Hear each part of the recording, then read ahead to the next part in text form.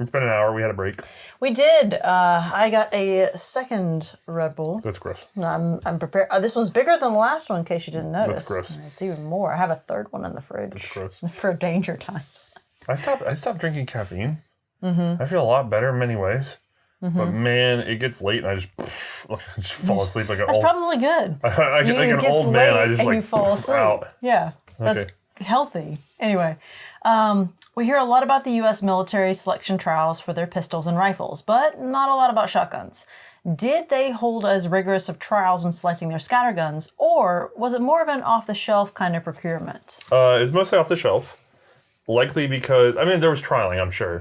And we have ordnance documents and some other examples of failed trench guns. Like we mentioned earlier, the Remington 11. There was a Stevens 520 prototype that actually recently turned up and sold at auction. I have no idea who got a hold of that. Oh, really? That's kind of cool. I asked the auctioneer if they could ask whoever bought it if they'd let me look at it, and they did not let me look at it. So I'm sad. Unfortunate. That's actually a thing. I will point out, we've said it before, sometimes people don't want to share. There's actually most people who buy the expensive stuff don't want to share it. Correct. Or even show it. So there's been a lot of times where something's gone to auction and I've just said, hey, could you pass along a message for me? And I have never once gotten a response. The auction house may not want to pass it on. They may quietly have told you, yeah, we did, and they totally did. That's possible, but in some cases, I'm pretty sure they did. That's fair. But I never get a response back from anybody being willing to loan when they buy the expensive rare stuff, it seems. Fair. So I get tons of offers for basic stuff. I feel so bad, but it's usually local to me. It's not hard for me to get a 9130, guys. Right. Anyway, what were we saying? Oh, there's shotgun trials. You have to understand there's a confluence of things. One, it was an afterthought. Two, there's only so many pumps in the market at that time that were viable.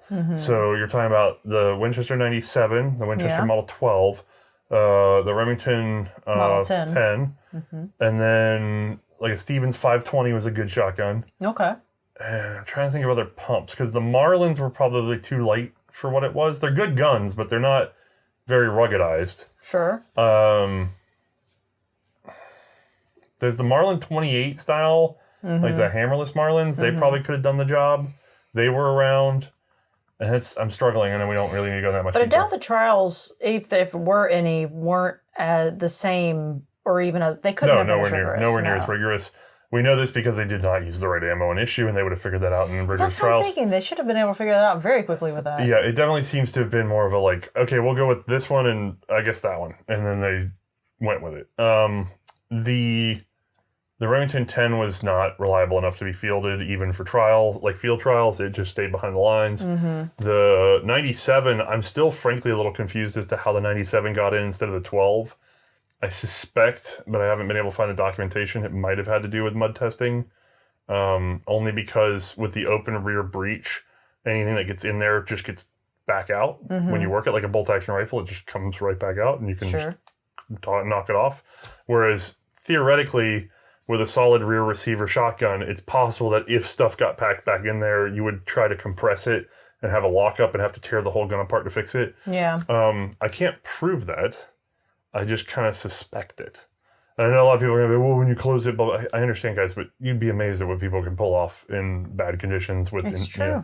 So the shotgun tends to be, we had riot guns because we use those for guarding facilities because shotgun ammunition is way easier to use in a city without over-penetration and things like that at that time. I know there's a whole argument there. But that sort of puts the military going, well, maybe we could throw one in a trench. And then, frankly, there seems to have been a lot of letter writing. I can identify many... Wait, hold on. Letter writing? Yeah. After the trench gun was known to be adopted, there were dozens of people taking credit for having told the government, I told them they should put a bayonet on a shotgun. And even before it was adopted, there's at least 2 articles I know of that are like, you should get a shotgun and take it. You need a short shotgun and you take that in the trench. Because I read in the magazine about these trenches that they're doing now. And you need a shotgun because it cut a man in half and you could shoot. Oh, yes, because the shotgun shoots buzzsaws. I forgot about that. No, it's got a spread and you can get like 3 Germans at once. I pay my taxes and I don't want to spend 1 round per 1 German. I want to spend 1 round per 3. If you're shooting a really big buzzsaw, then yeah, it could certainly cut 3 Germans in half. Or if the Germans are lined up right behind each other, then that just means it just has to go through 1. So really, really fast. tiny buzzsaw. I'm not joking, by the way. There were actual articles going, look, we could kill 3 Germans with one burst of a shotgun because they're going to come at you abreast in a, I don't know. I don't know what's going on. Okay. We see the same sort of thing nowadays. Actually, that guy was talking about the midwit meme. Mm-hmm. And I'm realizing, like, maybe that's the shotgun thing, by the way. Yeah. Because we had that meta back in the day. Like, the FUD meta is, you need a shotgun for home defense, right? Mm-hmm. And then in sort of the mid-tier is people being like, well, actually, a buckshot penetrates drywall at blah, blah, blah, and you need a hollow point, blah, blah, or ARs are really good, blah, the whole whatever that argument is. Mm-hmm, mm-hmm. And the other end is just like, if you're got a shotgun, you can really mess somebody up. It's a good pump action shotgun will mess somebody up. That's true. And it's fairly low velocity. Like, I know everybody's gonna have an argument about that in the comments because let's be honest. Is it the ideal, perfect, whatever? No. Is it? We've gone so far arguing that I think we've abandoned the idea of like, actually, it is kind of like a lower velocity. It's not as low as we think it is, but it's pretty low. All right, next question. If there was one development, design, engineering idea from the early 1900s, arbitrarily up to the 1920s, that you wish would come back with modern tech, what would it be? Do you have any ideas before you read my comment? Off the top of my head? Did you miss anything? No, I don't. Well, I don't know if it's necessarily tech, but like, no, I don't got it. I want to call it gone, but while we're talking about shotguns, I do kind of like. I don't know if I always like the execution, but I do like the Taurus Judge end of things. Because they used to have those like Ithaca Auto and burglars or whatever, the break action, shotguns, 2 barrels. Those are cool. I don't think anybody needs it nowadays. We have so many better options. But boy, that was a fun time, wasn't it? But no, what I really think needs to come back and hasn't been explored very well recently is in the early slide-operated handgun days or any kind of really semi-automatic handgun days, there were occasionally forays into how to make the gun easier to load. We've become accustomed to racking the slide and just dealing with non-shooters becoming shooters. That slide rack is still a difficult thing. And I know people are like, oh, man, shut up for a second. I know, everybody knows that understanding the loaded chamber versus the loaded magazine and working the slide are 2 of the biggest problems with teaching people handgun, because then they accidentally grip with their trigger finger or something while they're racking the slide, or they can't get all the way back and they induce a jam, or they don't feed one and it's a click. Or they ride it forward. And induce a jam. There's all sorts of weird stuff that happens with that. And it seems to me that in the early days, there were a lot more innovations around the idea of how do we make this as user-friendly as possible? Or if we have something, a lot of it came from overpressurization where they tried to do a blowback that really shouldn't have been a blowback. But you'd see stuff like tipping barrels. You would tip the barrel and load the chamber and close it back up. Never worked the slide. Is that really that bad of an idea? Like, is it really that awful of an idea to try to do something to that effect? The other thing is you tend to see guns that were oversprung. I'm trying to think. It was the Dryza did one where it had like an arm that you would pull out to cock it because it's so awful. But if you take something with that much leverage and apply it to something that's not awful, then you have, let's say, a senior citizen who has arthritis. He can work a firearm better than he could before. Oh, yeah. Smith & Wesson 1913. Yeah. That's a great one. So the problem I have is I feel like there's been a lack of innovation around handiness, especially because we're bringing in a lot of like women or older people that are staying in the market or whatever the case may be. And I know a lot of people are like, oh, my wife can...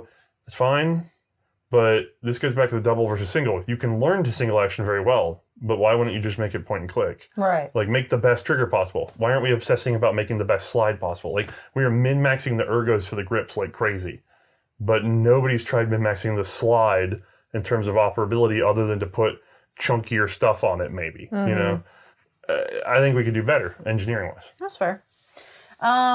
If smokeless powder allowed for smaller, higher velocity cartridges and rifles, then why have 8mm and smaller diameter bullets for handguns largely fallen out of mainstream use in favor of 9mm or .40 caliber?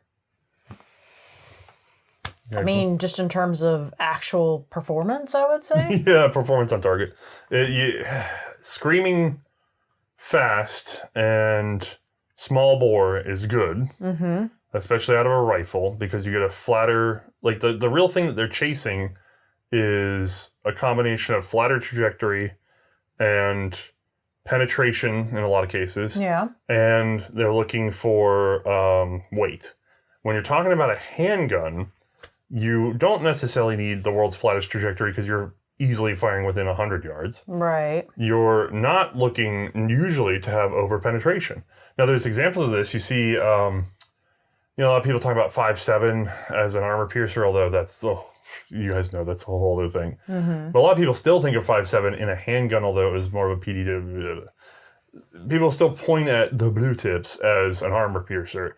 And it tends to be noted for having higher penetration, even if it doesn't defeat armor. And what is that? Very small bore, very high velocity handgun cartridge. However, a lot of people, if you said, hey, do you want to use a 5.7 for home defense? They're going to go, because they're going to understand the over penetration problems of it. Right. And then also, if you don't, there's the physics element of if you don't stop inside the target, if you over-penetrate the target, soft tissue on a human being, then you don't dump all your energy in the target. So, yes, velocity can make up for mass, and does, but only if all of the velocity is shed into the object. And it turns out, 9mm, 40, 45, in that range, you're able to get a good number of rounds stopping in the target and shedding all of their velocity. So like almost all of the energy is put into the target itself. Now you could do like a higher velocity fragmenting round, but then you run into the problems of... Is it going to fragment outside? When does it fragment? Right. The problem with those is... When's the critical fragment point? How do you keep it from fragmenting in flight? You know what I mean? So you've got to design something that min-maxes being able to reliably not fragment until it fragments, which is something we saw with jacketed bullets. You know, you send lead bullets screaming at 2,000 plus feet per second, and then, we got to start jacketing them. And there was resistance to jackets because of the over-penetration fear on soft tissue. I hope this could go on forever, but I hope I got some of it. All right. You are head of arms procurement shortly before World War II. The adding of the M1 carbine is going to introduce another caliber to the supply chain. You want to streamline logistics. Do you A, order carbines in 45 ACP, or B, have the 1911s and Thompsons rechambered in 30 carbine? And for the record, it is technically possible 30 carbine 1911s have been made, blah, blah, blah. Okay. So the question is it better to have the M1 carbine be 45 ACP or have everything else be 30 carbine? Do you want to... I mean, sorry, I'm trying to think on that for a second. Even the possibility of it for restructuring everything, one's to be done for the other. First of all, I don't think you could run a conversion program. You'd have to dump all the inventory. Like all your 1911s would have to be dumped, because I don't see... How would you... I'm trying to even imagine redoing I'm trying to imagine redoing the Thompson for that. Same problem. Like you'd have to do some... That's really where I'm stuck. I'm like... I don't know if there might be enough... The Thompson might have enough room to do some milling operations and fit them with new magazines. I don't know. Yeah, that's my problem. I'm literally trying to picture how you would do it. And I don't think it has enough room. You're looking at a radically expensive proposition to overhaul all of those guns, or introduce a gun in a cartridge that exists, overhaul nothing, because the M1 carbine would have been new. Right. And, it feels like it's easier to start something from new into a chamber that would just be already there. I will say an M1 carbine in 45 ACP is not going to be at a distinct disadvantage from a normal one enough to change the outcome of the war. It wouldn't be my favorite, but the problem is then you're not sharing barrels with your rifle, and you're changing the weight of your carbine and your magazine capacity of your carbine. So... Don't get me wrong, it would be inferior in 45. Yeah, but I think it's the overall less worse decision of those two. I think it's the least expensive decision. Well, least complex. Yeah. Most likely to carry through. And then, I don't know. Although you would get some capacity arguments on the submachine gun. More, yeah. Anyway. And then the camera cut off. That was a fun time. Yeah, I forgot to check that. Okay. Next question. What would be the best all black powder loadouts be for World War I? So handgun, carbine, rifle, and machine gun. Okay, machine gun's basically just the Maxim. That's the only one that was really all that viable going into that. Yeah. I mean, there were others. Rifle and carbine's difficult because are we trying to get the same rifle and carbine action? Rifle, I know the answer. What's your rifle answer? Mannlicher 1886. It's not... It's the M-block. Yeah. It's not the best ballistic... It's got the ridges that let you know what direction to load that in because it's at an angle, right? Mm-hmm. Okay. The cartridge is not the best of the black powder cartridges. Like, we could get a 9.4 Mauser in there. That'd be good. Mm-hmm. The Berdan cartridge is pretty sweet. Mm-hmm. But M-block clip loading is pretty rad. The problem is that gun was not a good carbine. Mm-hmm. Would the Kropatscheks then be in that case? Because, I mean, tube-fed, but a lot of rounds. Kropatschek styles, like the Portuguese we were just talking about would be okay. Yeah. But I think Remington had a 45-70 carbine, which would have been brutal. But... might have been better. Yeah, there's probably some obscure thing I'm forgetting about, but I think we're hitting the high notes. We're looking for magazine loaded. Rapid loading is better, and block clip would be great. Yeah. It's not impossible to have like a Vitali magazine carbine at that time and just have the charger like we were talking about. There's some options. Yeah. And then for handgun, we've got like a ton of revolvers that we've shot for the series. It's basically all revolver. Yeah. Like Belgian Nagants and stuff like that. Yeah, I'm trying to think. So the problem is there's rapid loader and unloaders, but they generally aren't double action. And then... But then for the rapid ones, you've got the infields, which weren't I'm trying to remember. I think the first Webley cartridge was black powder. Yeah, so like the Webley Mark 1 and probably Mark 2 even. I have to go back and review my notes. But early Webleys, that's great. The Swiss 78 is a very good revolver for me personally. Mm-hmm. I just am very confident with it, although mechanically it doesn't have any sort of loading or unloading assist. I just genuinely feel like I could defend myself with that very competently. Right. That's pretty much it. It's weird. A lot of people don't realize, the initial cartridges for a lot of the small bore revolvers were still black powder. So... your Bodeo would have been a black powder gun initially, but not that the Bodeo is the best revolver ever, but it's cheap and effective. The French 1892 was initially a black powder revolver. Yep. We just don't think about that because it got updated later. Mm-hmm. Yeah. That's pretty much it. Okay. Let's see here. If you were an Indiana Jones-style globe-trotting pulp adventurer in the mid-1930s, what would be your guns of choice, assuming your adventures could lead you to basically any country? Now, I'm Indiana Jones from the 1930s. Am I going to trust anything that isn't American? Let's put that into perspective for a second. If you are Indiana Jones, it's more that you're equipping yourself in America.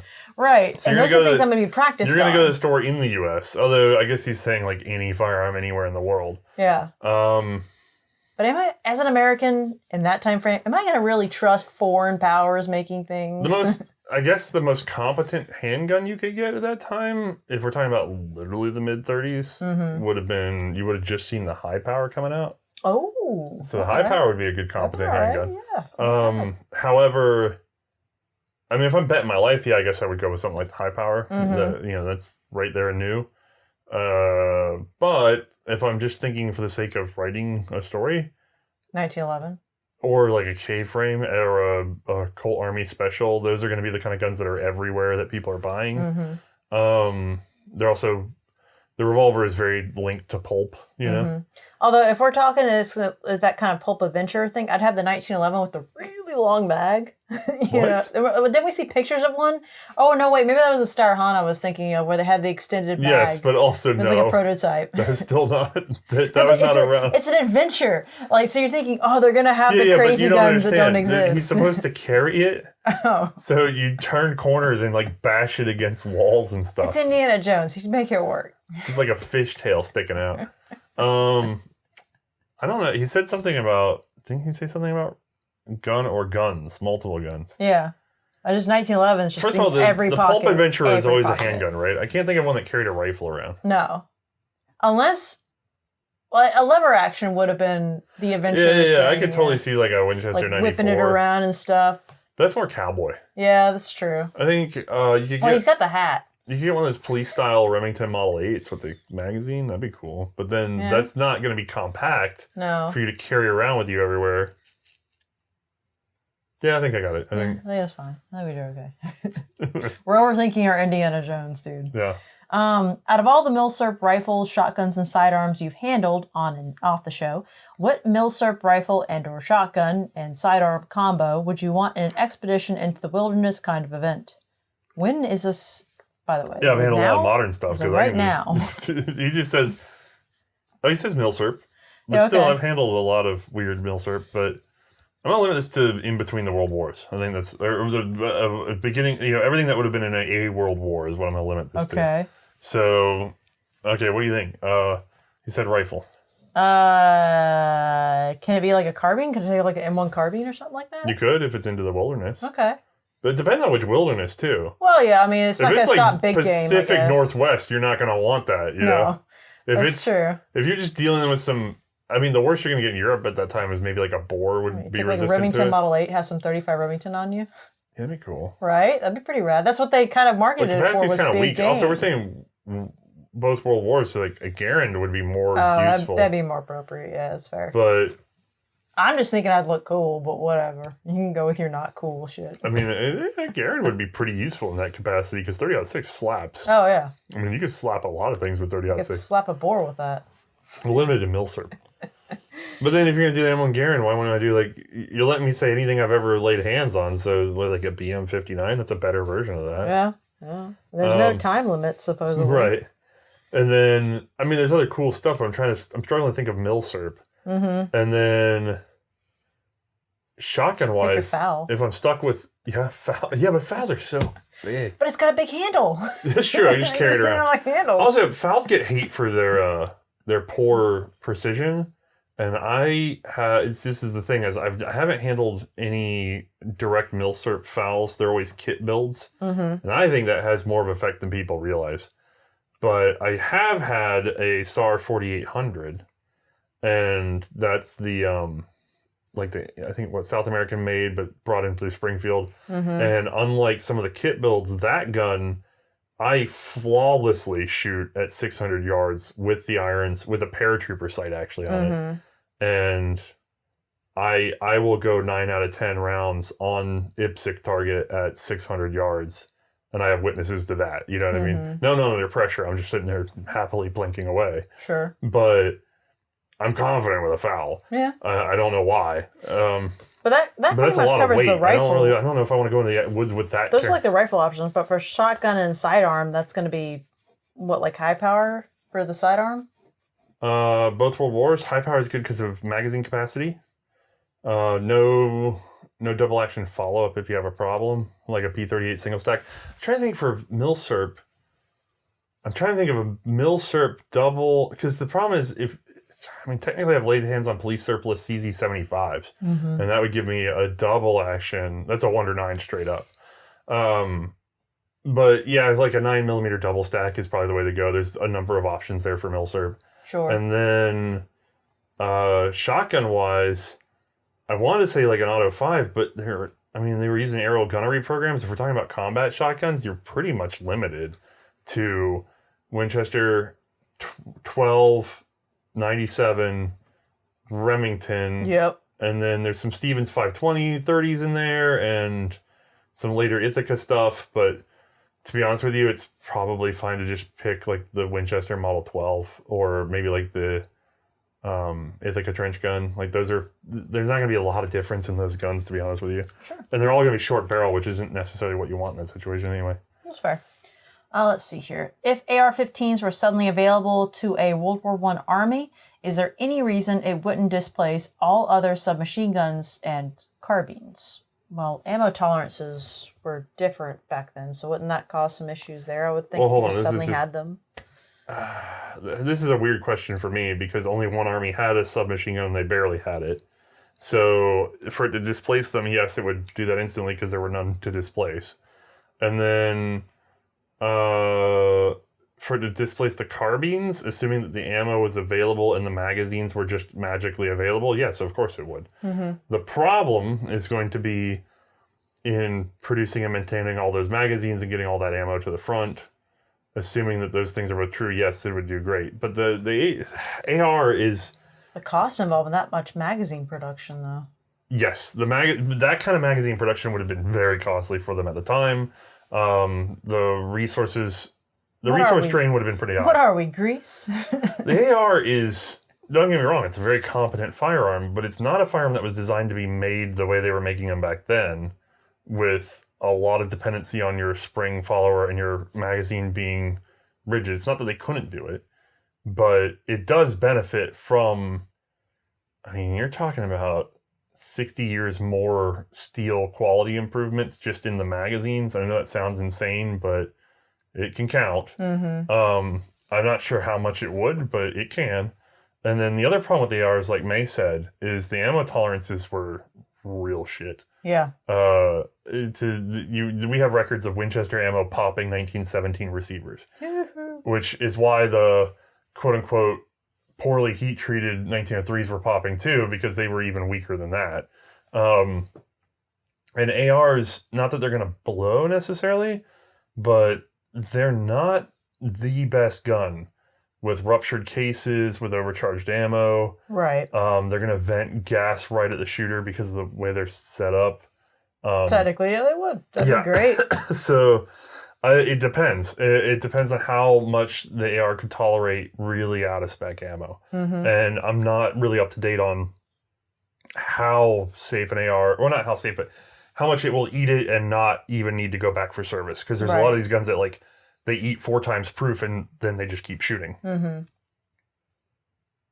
That's it. I feel like I need to sneeze or something. I thought you were pausing for a second because the cameras, I was I'm like... I'm trying not to sneeze. It is absolutely pollen season here. It's killing me. He just looked at me with dead eyes and I went, shit, did I something wrong No, here? we normally aren't marathon filming, so if I sneeze or something in a take, I can just redo it. But I'm dying of pollen this season. I will miss you. Yeah. I'll read the next question in the meantime. Yeah. How would small arms and technology have advanced if the NFA was never enacted? I know people think like there'd be a ton more machine guns and stuff, and you probably would see something like burst fire PDW style things appearing for home defense, but realistically, outside of people just sort of enjoying themselves, machine guns didn't have a strong market in the civilian world before the NFA. I think the NFA actually glorified the machine gun a lot. Well, if you restrict something, people kind of like, but I want that more now. Right, now it's because it's the... But this is now rare. Yeah, now it's special. Yeah. That's the holographic one. Don't get me wrong. If you have... Actually, I'm going to be honest with you, without getting too political, I think a lot of people's concern with NFA items was that the mobsters or criminals were getting a hold of these automatics and that they were...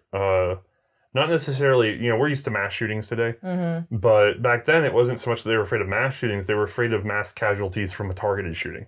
So in other words, that you come into the bank and lay out a bunch of people because you were after just the money. Right. And that you weren't necessarily, I don't think that they were perceiving somebody's just going to go nuts and kill everybody for the sake of killing everybody.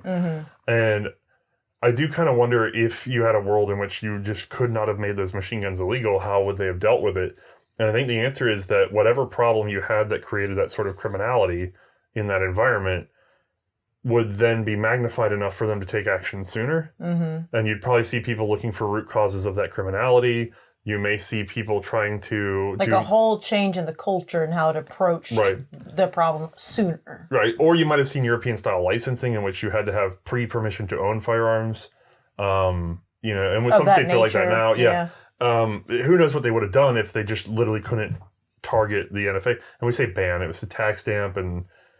It's so weird how that works. The NFA is confusing enough with the loophole, but then the 86 ban is super weird to me because I'm like, how can you ban a tax on a newer thing when the whole point of it being tax was that you couldn't ban it? What it is everybody got used to it being a ban and then they just got away with treating it like one. Right. But U.S. law is incredibly inconsistent on this front. Not to be political, it is very inconsistent. Just It's historically. True. It's a very confusing place, and they like making that confusion work for their benefit. Right. What I will say would have happened definitely would have happened immediately post World War II, if not sooner, is the SBR, what we call the SBR, the short barrel rifle, short barrel shotgun, those sort of things. They would have been the norm. No one would be sticking with this 16-inch barrel stuff. Because that would just have been good for... We already don't do it. You know what I mean? Like right now we don't do it, and we're having to do braces, or we're having to file the tax stamp, or whatever the case may be. But that's only because we've inflated out of $200 being a big deal. I think you would have seen a lot of shorter barreled firearms sooner. Maybe not in the interwar period. They're still sort of holding on to that. But definitely in the post-World War II period, it would have been like, well, I don't need a 16-inch barrel for this thing to be accurate out to the 300 yards that I'm shooting this, whatever. Right. If they're doing that. I mean, most hunting shots if I need to go past 300, well, we're having different discussions then. Right. So I think short barrel would have been the way to get the way forward for a long time there. Fair. Let's take a pause for the cameras. Okay. Oh, also stocked pistols. Oh yeah, stocked Which pistols. is almost the same thing. Yeah. We're talking about short barrel. Do you think they would have actually been that popular if they just been a novelty? They were a novelty because everybody wanted to pocket the pistol. But if you're thinking, think about how many people have had this whole debate about like handgun or rifle for home defense, or handgun or shotgun or whatever for home defense. And the answer is just like, well, just carry your handgun around. And then when you get home, put its little stock on and leave it by the dresser. And then you have a little carbine for... I guarantee it would have been marketed that way. I think we would have seen really interesting... I guess I could see that. ...stocked pistols. I really believe that too. Anyway. Is there one feature missing off a firearm that would have made the weapon perfect if it had been included? Well, there's no perfect weapon, I don't think. No, I don't think so. Can you think of anything that was missing one thing critically? Other than semi-pistol grips on all the Spanish Mausers? All of them, 100%. Hands down. Every single one gets semi-pistol grip. Put it on pistols too, semi-pistol grips. I actually put that in the notes because I knew it would drive you. What? I put it in the notes to there remind is me one. about Yeah, semi-pistol. okay. Yeah. I see. You went ahead and did that. Yeah. I'm trying to think. I can think of one that's kind of weird, but it would be, I don't know how you do it, but something to clear double feeds on a Lewis gun would really... Oh, shoot, yeah. Because the Lewis gun was so great, and then we get a double feed, and you go, mother! Because it's just such a nightmare to get it apart. It is a nightmare to get it apart and to get that and sorted. It's not even an uncommon occurrence. And it just...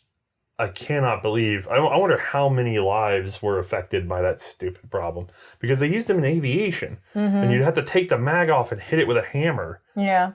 Like, you'd have to hold it back. Like, okay, you gotta take your mag off. You're in an airplane. Put it somewhere, I guess. I don't know. I can't find anybody talking about these drills, but they had to because it's the only way. That was one of the most surprising things to me. Yeah. Actually, was finding out that the Lewis gun, which was so cool and really... And performed so well. It became the archetype for all light machine guns after the fact. But it had this one fatal flaw, which was not even a rare occurrence, which is double feed. And the answer is pop magazine off and hold bolt back, grab the cartridge up by the tip, and smack it with a hammer to drive it out. Which is not dangerous. It's just sort of three-handed. And then you got to reload the whole thing and start over again. And I'm just going, why? Why was this the one thing they couldn't un-F about that gun? No, that's fair. Anyway. I'm blanking on thinking on one at the moment. I could tell you one. Okay. Making an actual detachable magazine for the Steyr-Hahn. I mean, to be fair, we've talked about the ergonomics of Steyr-Hahn, how it felt very 1911-esque in a lot of ways. I was comfortable shooting that one. Steyr-Hahn could rival the 1911. It was pretty good. When we talk about the three Great War top 10 pistols or whatever, the three top are 1911, Luger, Steyr-Hahn. Well, now people are going to go back and watch the top 10 pistols of World War I, and they're going to see if this actually lined up. That's fair. But I mean, those three are close. And boy, the detachable magazine on the Steyr-Hahn would just put it right in. Yeah. It would bump out the Luger for sure. Oh, yeah. And then you start going, wow, because 45 ACP and some slightly better ergos versus a decent 9mm cartridge and still good ergos. Ooh, yeah, get a little tough there. Yeah. I get you. Okay. Yeah, I could see that being one. Okay. All right, next one. Okay. If an FN-49 was able to be fielded a few years earlier, Sauvé.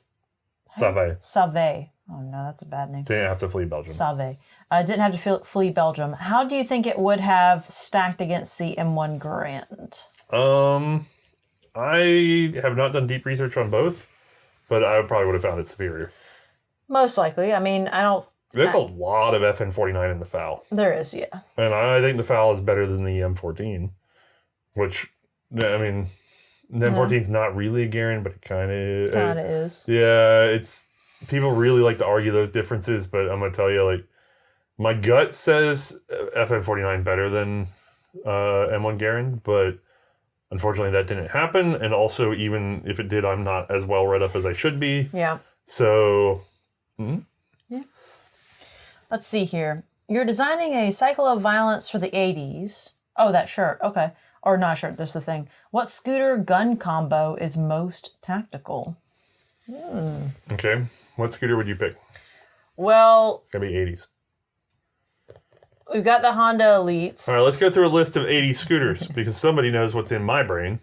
Yeah. 80 scooters. Honda Elite Yeah.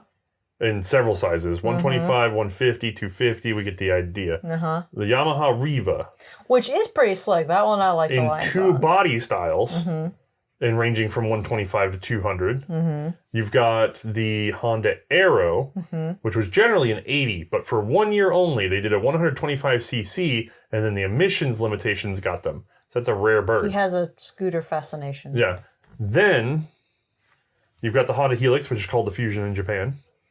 I did notice I saw Honda Fusion videos the other day, and I went, that looks like a Honda Helix. Is that Yeah, they're the called same Fusion thing? in other markets. Are they exactly the same? Yeah. It's Okay. just, that's why the Japanese, that's like there's a Japanese group called the Helix Gang, and they call it Helix because it's funny because it's called Fusion in Japan. They're using the American version. Oh, okay. And then that's why you'd be like, Helix Gang, that's the most boring name you could call it, but they're using the other name. It's like the Elite is also called the Spacey in Europe. Spacey? Yeah, Spacey. That's funny. Yeah. And then there's like two versions of the Elite 150. And then, no, I'm forgetting something.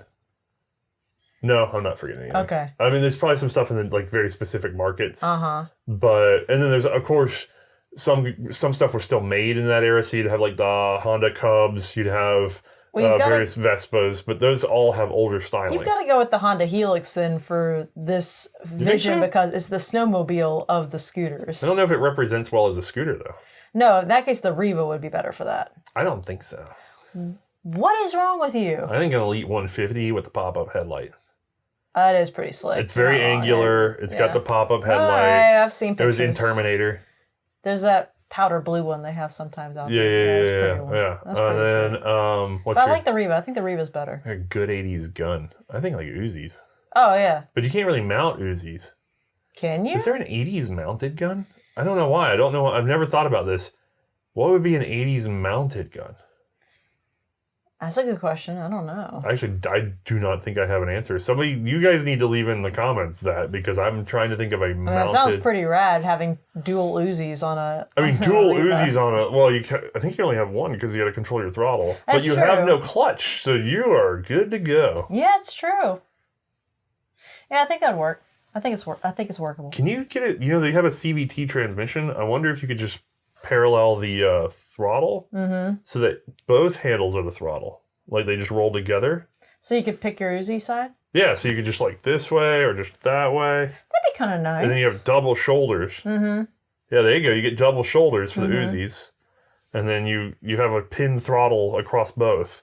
So that you can just like this way, that way. I think it'd be possible. Yeah. Yeah. All right. Do you think the Mauser would have become as widespread as it did if Paul Mauser had ultimately stopped at the 1893 pattern, so like the Spanish that we saw? This includes export models like the Chilean 1895, Swede 1896, instead of continuing his diligent work in perfecting the 1898 alongside the German Arms Commission. I think it still would have continued on. The problem is I can't...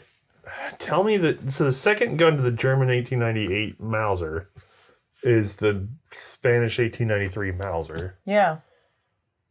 It's it's like the problem this is already up there. Would it have left room for a competitor design? Maybe, but we don't know. Nothing seems to have emerged. But something would have had to been what was as refined as the 93? I can't think of anything that was as refined. I mean, I guess maybe you could have... This is the problem. You could have maybe seen something like Lee Enfield continue to develop and press itself out into the market. I mean, Arisaka's in Japan. But those didn't seem to get exported. Those weren't aggressively exported for profit, right? Mm-hmm. Mauser's war. That's also part of the Mauser's thing, is that it was aggressively exported for profit. The Arisaka is superior. Yeah. But again, not aggressively exported for profit, except for there was some attempt to sell it to like Russia? Thailand. No, not to Russia. I mean, they did sell in Russia as surplus essentially, but there was some attempt to sell in Thailand things. But a lot of the Western powers were just ignoring the East. Like, well, how could you make a gun? So, not that there aren't superior designs, but no, I don't think there's any contenders. Is the problem? No. Okay, next question. What form do you think Browning's 32 ACP with submachine gun would have taken? Would it have been more of a machine pistol or a mini Thompson? I'll have to dig this up if I can find it for this. I'll see if I can find the patent. I don't know if we're about to display a patent or not, but there is a post-war patent that seems to suggest something along the lines of what he's thinking, although there's some other features sort of sandwiched in there. As in, oh, let's get all this stuff into a patent. Right? Yeah. But it probably would have looked more like a little rifle than we think. We think submachine guns as little tube guns. And it looks like what he might have been thinking of is a weird janky rifle that has like the vague lines of a Union 24 shotgun-ish. Okay. Yeah, but I'll see if I can find the drawing I'm thinking of. Okay. If you could have a perfect primer script manifest in front of you right now, all the work, research 100% done. What gun would you want it to be for? And he said, what GAT specifically? But I changed it to gun. Is there anyone that you can think of? I'm trying to think of something. I don't know if it should be something difficult in general that you know is going to be difficult to find good research on. So maybe something Russian. Or if it should be something that you are desperately trying to find information on that it's kind of bugging you in the back of your brain for you personally. So it says work and research. Yeah. The work and research implies to me that we've already... Does that mean that the gun's already been filmed? Like actually filmed in terms of shot? Yes, because this question could go two ways. If the implication is that I magically gain access to the firearm, then I'm going to name something almost impossible, like the Fedorov, or even worse. Actually, if I name something like what we're calling the Hellriegel, which is the... Austrian prototype submachine gun that we only know about from Austrian photos that were captured by the Italians and turned up in an archive. Frankly, I had actually bumbled into that archive manually before it turned up in BF1, so I was very surprised to see that thing in Battlefield 1. That's because I was just cool. like, where did that guy... Like, whoever did the research on that did a great job. Unfortunately, like, they just made crap up because all they know is like a handful of photos. Right. But something like that would make us famous overnight, let's be honest. There'd be millions and millions of views. That'd be crazy cool. But if we're assuming that all the research would be done for me on a gun that does exist, that we physically have, this is actually more difficult for me because there's a number of guns I don't know enough about that are like mysterious black holes of not recorded knowledge. There's so many. There's so many that I wish I could just... Wait. If we were to try to wish it to be a cult thing, does that mean we would get the actual true Sam Colt history? One that's we 100% knows the truth? Yeah. And not all this bullshit lies? Oh, you're right. Because the only way you can build a cult history is to read Colt's letters, and they're full of shit. Yeah. Oh, I think you're really right. Cool. I think it's Sam Colt. I kind of want to know. It's Sam Colt. Okay, one of the Colts. Yeah. Screw it. That's my choice. Yeah, it's Sam Colt. She's right. Cool. We could actually have the real story of Sam Colt. We could finally solve the mystery. I feel so sad. I got goosebumps thinking of the satisfaction on just knowing the truth. There are, I was thinking about other mysteries in the gun world. This is one that I'll put out there if anybody finds any data. And please don't just send me articles. Like actual primary source, like archives, like data. Okay. Is Frankot. Just the whole August Frankot, the whole shebang-a-bang as a business. Because that is an arms manufacturer of extreme capacity that infiltrated so many markets, had so many designs, and we know so little. I know that there's a sort of group that has the Frankot information, but I've never been able to make contact. I don't know how much information they have. I'm always really curious what patents... Like, I'm always curious how Frankot licensed patents, who they licensed them from, because everything got made by them at some point, but never untaintedly. Frankot made its own change. Like we did an episode on the Adams revolver recently. The Beaumont Adams was made by Frankot, right? Yeah. but it wasn't a clone of the British version. They made an improved version. It actually does have an improved lockwork in it. And so, which they then sold to like the Dutch and things like that. Right. And then you see Frankot making centerfire Luffa derivations for the Swedes. And just weird stuff like that. And then they made, I don't know, they made all sorts of carbines, rifle, everything. Everything was made by Frankot. They worked with almost every gun manufacturer or every gun designer we can think of. Or maybe got into legal battles. I don't even know. But they touched on everything. And we know it's just a dark black hole. And so I'd love to know more about Frankot. Fair. So, yeah. All right, next question. We'll do this and we'll take a break. And don't link me Little Gunbot BE. I know about that. I talked to him. Sorry, sometimes I say stuff and people go to Google and they go, Frankot. And then they send it to me like I didn't know how, wow, thanks. You didn't know how to type on a keyboard. Not to be bitter, but come on, guys. You did screw up. You didn't know how to type on a keyboard. It seems, okay, let's see. Okay. This gentleman experienced or was close to a mass shooting that happened.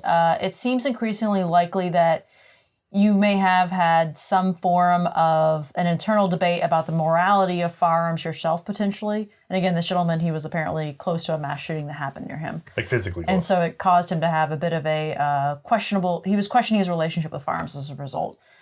Is that the case? And if so, how did you deal with it? So did you have any sort of... Have you ever had a moral struggle with your use and collection of firearms? Personally, no. Okay. I haven't had a single second, probably. How do you deal with not having a struggle about that? I guess I just live...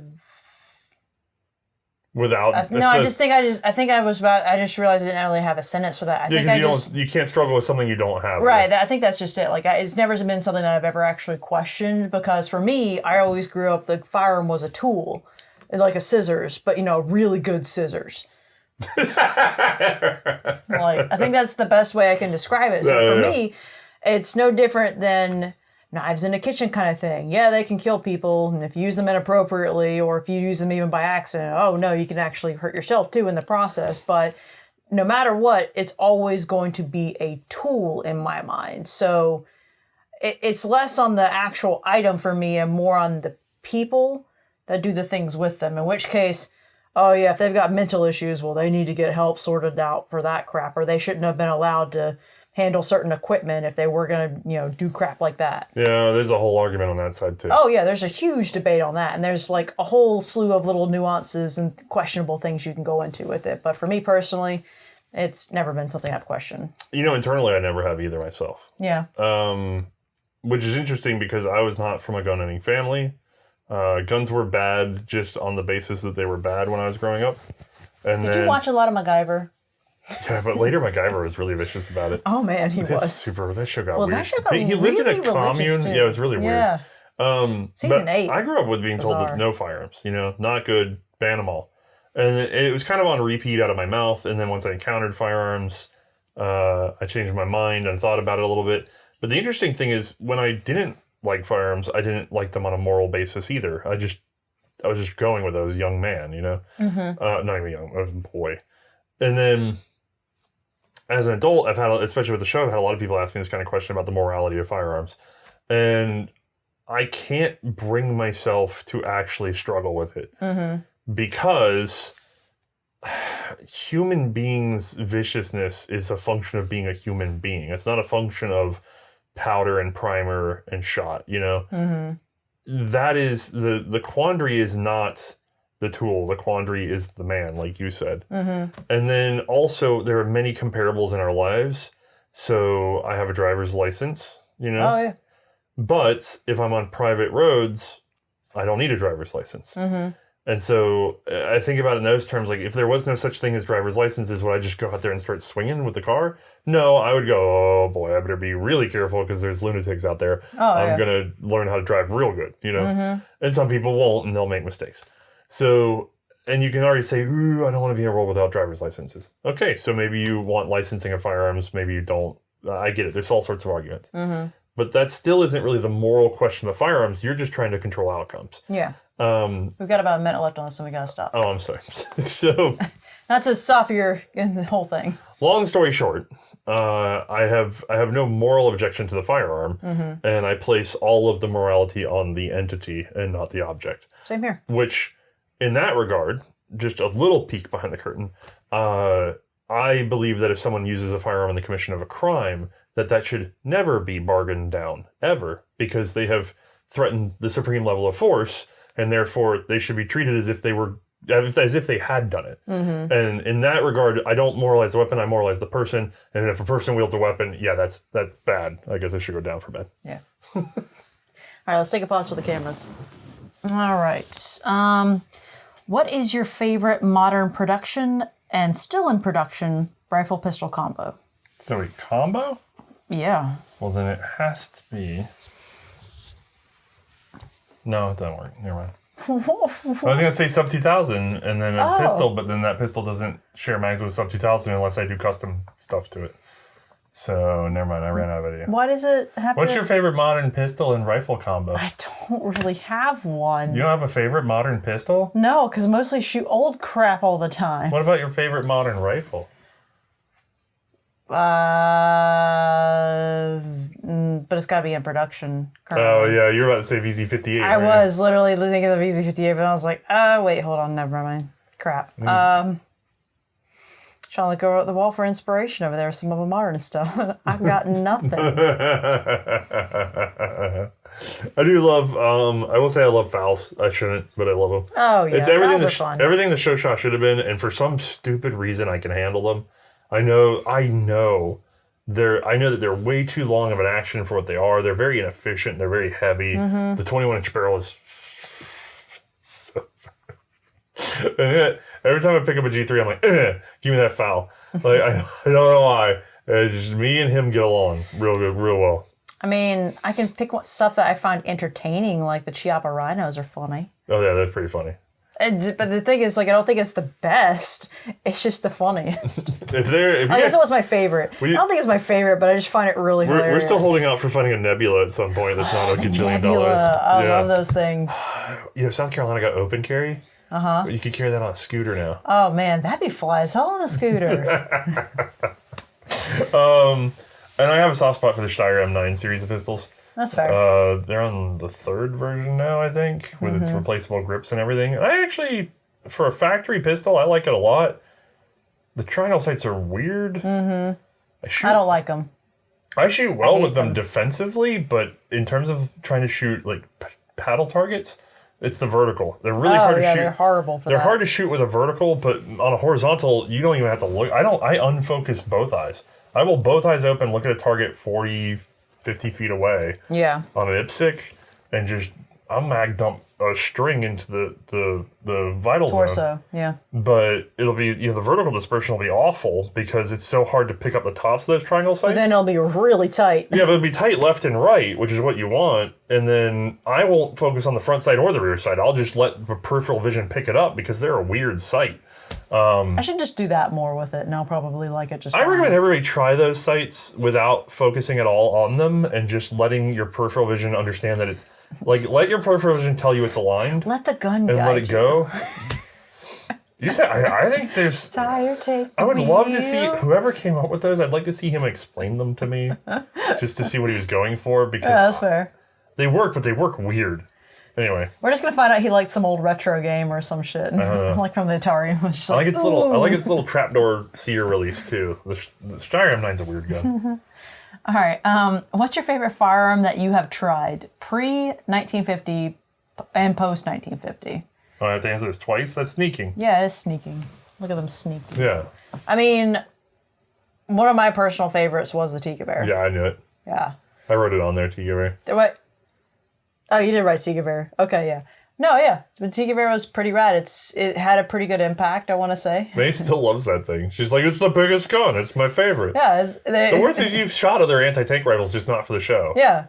That is the best one. But you know, they look like anti-tank rifles. They took a rifle and then made it bigger. It doesn't work as well. It's like you shot, what did you shoot, a boys? Yeah. You're like, it's got a recoil and carriage. It works perfect. That's fine. You know? It's whatever. It's great. It's not a Tika Bear. It's like a rectangle with a barrel on it, and it's clearly designed to do what it's doing. I want the big wood Mauser. I want the stupid Mauser. I want the one that like makes everyone look tiny. What if we just do this and we click and hold shift and just stretch? Yeah. It's like someone just took Photoshop. Yeah. That's pretty great. I kind of agree. The Tigre is great. What about post 1950? I can't even think of them. Foul? Foul. We keep doing foul. The problem is we don't really shoot a lot post 1950. I did shoot. Oh crap! What's that thing Matt has? That semi. They actually used it to build the select. Weird thing. They based the M16 select fire off of it. It was a 7mm. Italian made. Yeah, it was an Italian made 7mm select fire with a burst mode and everything. That thing was horrible to shoot. So it definitely kept not malfunctioning left and right. Yeah, I hate that thing. That was funny though. What's your favorite 22? Do you have a favorite 22? I mean, we have that little 22. Wait. The infield trainer. The one that's like a short magazine Lee Enfield? Yeah. That's 22. I kind of, yeah. That's pretty funny. I guess, well, the Mosin, we have one of those Mosin trainers too, the Polish VZ 58. Yeah, I think it's 58. I can't remember now. Anyway. Wait, maybe it's not. Oh, crap. It might be 48. Anyway, we have one of the WZ. Oh, it's a WZ. It's WZ, Polish, yeah. Anyway, we have one of the Polish Mosin trainers, like an M38, but 22. I used to love handing that to people when the Mosins were big because they would flinch every time. And it's the same thing with that little infield trainer. It's like, pep. The infield trainer is even better because visually there's no difference. It just comes out like a pff. Like it's just like someone just going pff at the camera. It's practically suppressed. It's great. Spit on myself a little I'm proud of you. Thank you. So, I'm a little 22. Yeah. That's pretty fun. I like, our friend Jameson has a Raylock, which I think we did. Oh, those are weird, yeah. I think we did a Determined Idiots video on it. Maybe I should make it into a short.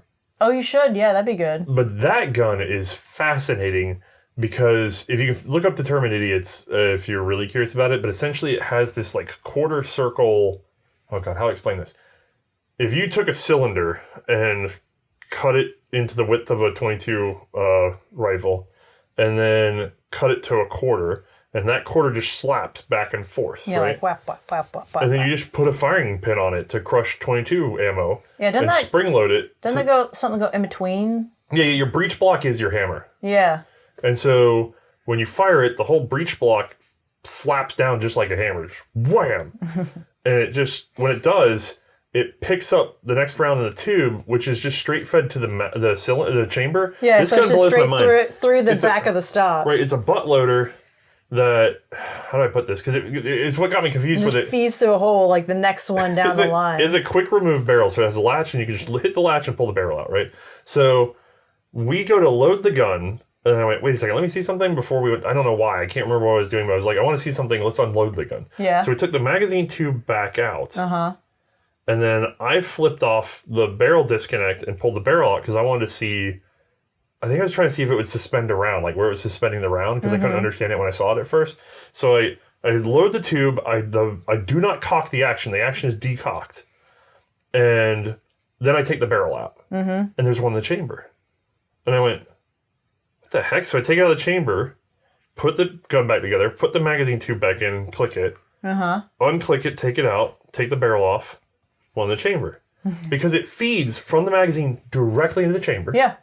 And then when the bolt slaps down, because it technically fires from an open bolt, but that is not illegal as long as it's not readily convertible. And also this was pre that anyway. But the bolt, when it slaps down like a big hammer, the magazine feed tips. So it has a tipping it has this like follower that can tip out of the way. So the whole magazine tube inside the gun, the housing, the hammer hits it from underneath, tips it up, and then that presses the next cartridge out of the way, and then as it smacks down, then it lets the magazine tube fall down. Right. So it open bolt slaps. It doesn't even let it. It open bolt slaps the cartridge and it fires, and then the blowback on that knocks it back down, right? And when it comes back down, it hits the other side of this, tipping it the other way. Oh, so it teeter-totters it. Okay. So your magazine feed essentially is like teeter-totter in there from an open bolt with a radial. That sounds pretty like That sounds like it's getting hit with a lot of force to go, wow, wow, wow, wow. Yeah, it's so good. What a stupid gun. And then it has what looks like a magazine underneath that is like a closed little thing, you know? And that's where the empty cases stack up because it doesn't just dump them out.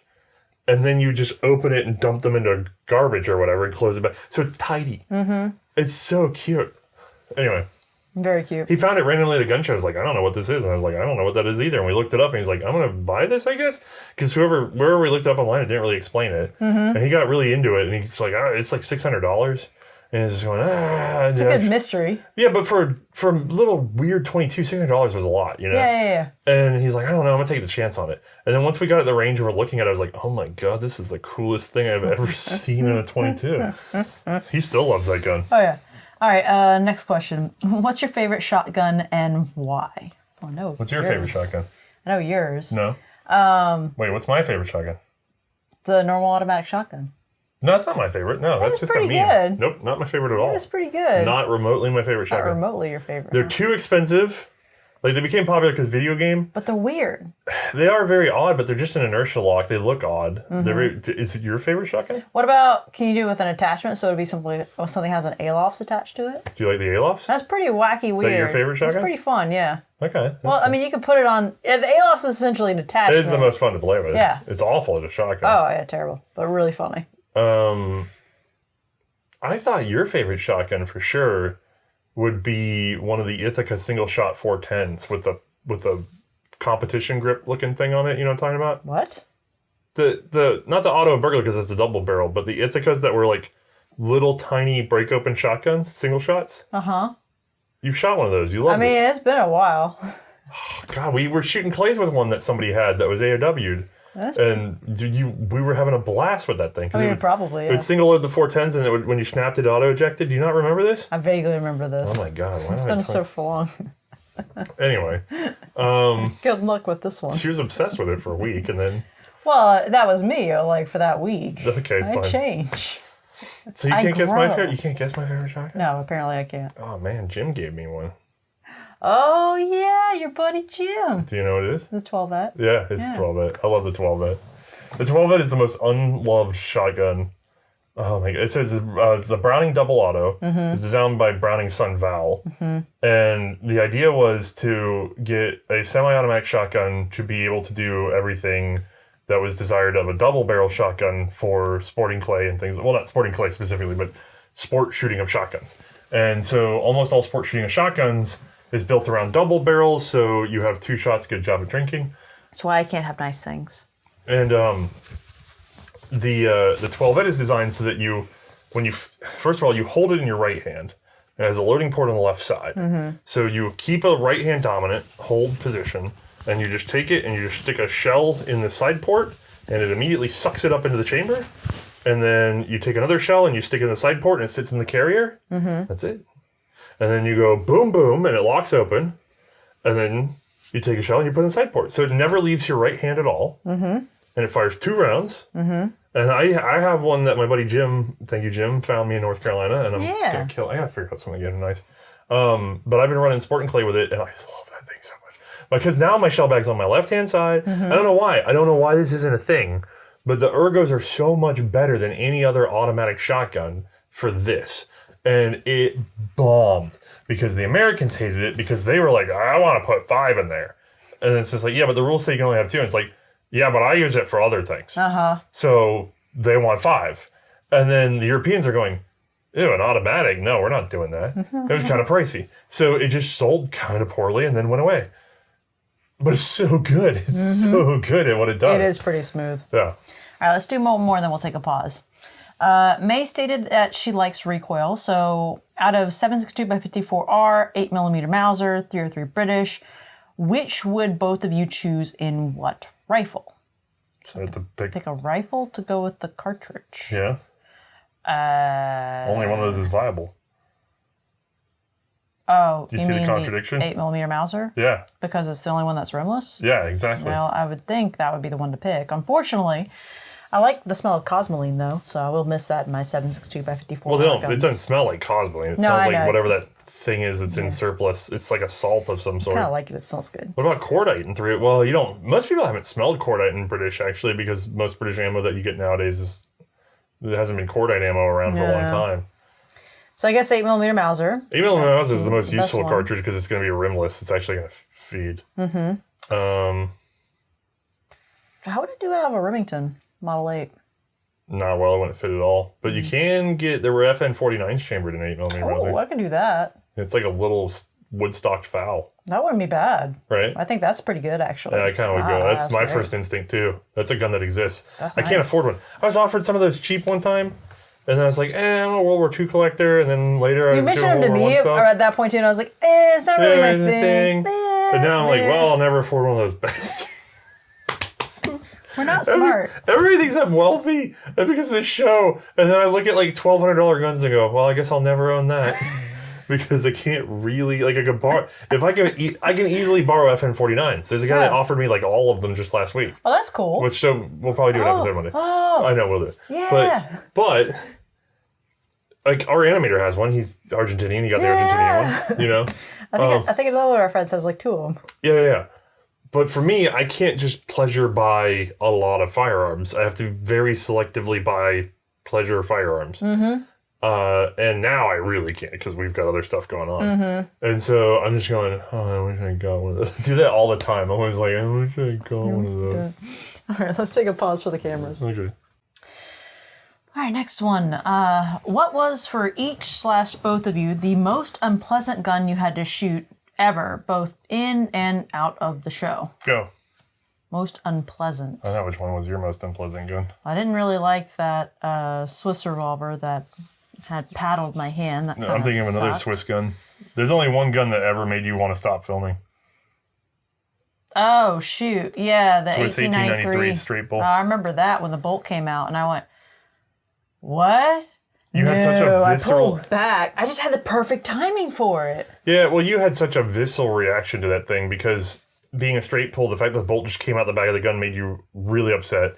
And I'm like, yeah, but it's not the locking lugs, it's just the bolt stop. And you're going, I understand that. Like, you even May looked at me and she says, I understand. I fundamentally understand. She sat there and was like, no, because these lugs right here and they turn like that. I mean, she looked right at it and talked it out. Fundamentally, I knew what was happening with it. All right, okay, so we're good. And she goes, no. And I'm like, what? And she goes, I don't know why.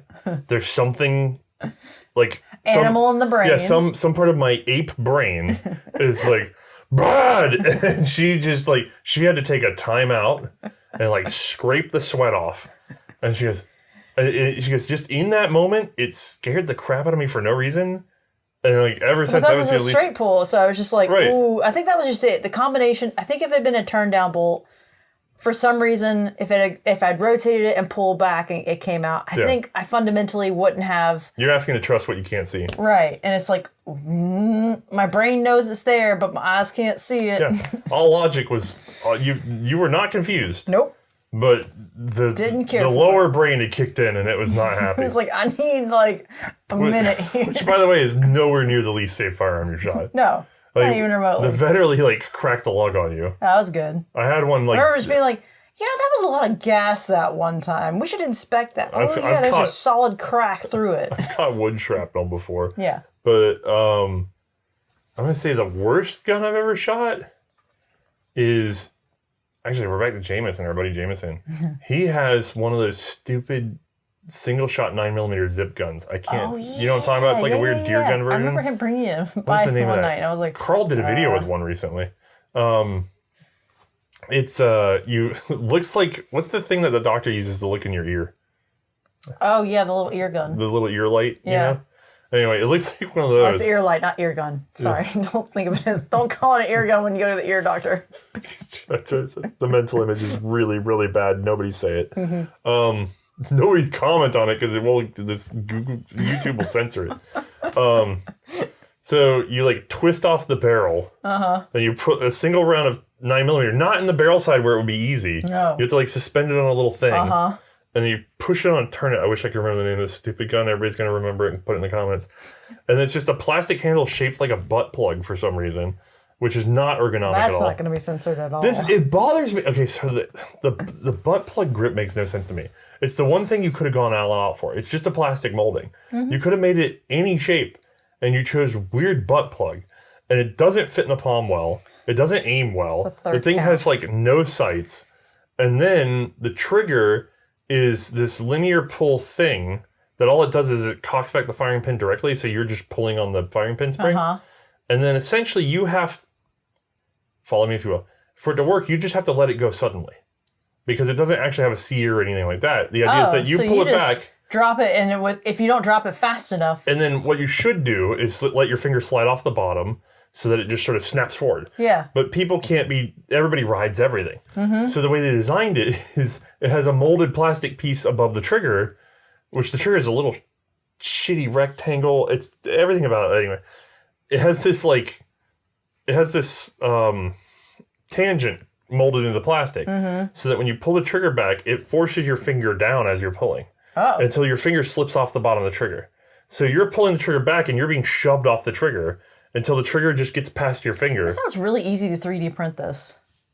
Well, no, because it has to bear the pressure. So it has like the actual like lockup is metal. So the breech face and the barrel / chamber are like metal pieces that lock together, and the rest is plastic. Okay. So it would be really easy to 3D print a chassis for it that would be other like not butt plug shaped if somebody would like to get on that. Let's count to 4. Anyway. That's it. That's all I could think of. Okay. That thing's awful. Somebody remind me the name of it. What gun do you no longer have? What gun do you no longer have? Do you wish you'd never gotten rid of, and why? Do you have one? You don't get that attached. I really don't. I kind of just go on the whims that I feel in the moment. I don't think there's been one that I regret. You completely forgot your of. favorite shotgun. I know that. You love that thing. You were so happy. Sure, I believe you. I vaguely remember. No, I personally haven't because, frankly, I also don't buy very often. It's maybe like... May doesn't have attachments to objects at all. No, I tend to be not very materialistic in general. So for me, when I buy something, there's a lot of thought that goes into it. So there hasn't been anything that I've gotten rid of as a result. That's fair. In launching the show, liquidated significant portions of my World War II collection. And then we were in a corner and there was this mustachioed gentleman that did not own a Lebel M27, and I found a Lebel M27 and I sold it to him for a very fair price. And then now I don't have a Lebel M27. I don't know that I necessarily need it back, but it's probably like the most unique thing that went back out the door, if that makes sense. That's fair. I sold that. I don't think I'll ever have the liquidity to afford one again. I certainly will never find one for the price I sold it for, nor for the price I got it for, because I got it really cheap. But there's been a couple of those. I will say there's one revolver I sold before we got into this revolver kick, and now I'm going, I guess I should have kept that, because I didn't really care about revolvers, but now that I'm doing the research, I'm going, I care. There's a couple revolvers I probably should have kept around as reference collection, and I didn't, because who cares? It's just some revolver again. So, whoops, turns out I became a revolver expert without ever meaning to. Whoopsie doodles. All right, let's see here. May, are there any firearms that you own primarily out of spite, like Othnius and his Sub-2K? Do I own any spite guns? No. I'm trying to think. I don't think I own a single spite gun. Who would you spite? That's the thing, is that I don't know anyone I spited. You guys don't understand how cruel May is. What? I don't spite. I have no spite. You guys think that May has like mixed feelings about friends, or that she's willing to harass them or any of this stuff? No. May has 2 modes: love and ignore. You don't even have hate. You have a detest. You have like a cringing detest for some people. Like, ooh, Dude, you're just like, no. Nah, dog, I'm good. It's usually weakness. May is not a fan of weakness. Not Gerald, no. Like, I have to, every day I have to, puff up real big so she doesn't think that, she could take me. But, Spite is not something May's into. You could sit on me and I would die. I know. That's why I'm this big, is for safety. Okay. Now, I don't think I've ever... The problem is that, again, this comes back to what I was saying before. I'm not a very materialistic person. So when I buy something... It's for you, not for the other person. Yeah, it's usually for me, and I put a lot of thought into it, and I purchased it as a result of that thought, which is why I have so few firearms personally. Right. So for me to buy something out of spite... You also don't try to play head games with your friends. No, and even people I dislike, it's like you said, I actually just kind of ignore. Yeah. So there's no point, because it doesn't really benefit me to do anything to them. Yeah, once May doesn't like you, you just stop existing. No, I don't stop existing. I just move around you. So I actually just don't technically have a spike gun. I could have things that I might buy to have fun with them, but I actually don't really even have that either. No, you don't really do that. No. I have to make you have fun. That's true. Yeah. You're the definition of pragmatism. It's horrifying, and even more horrifying from a woman. But there's a strong moral code with it too. I will say, you do own some things for pleasure, but it's always because I lured you into owning them. That's true. So like scooters.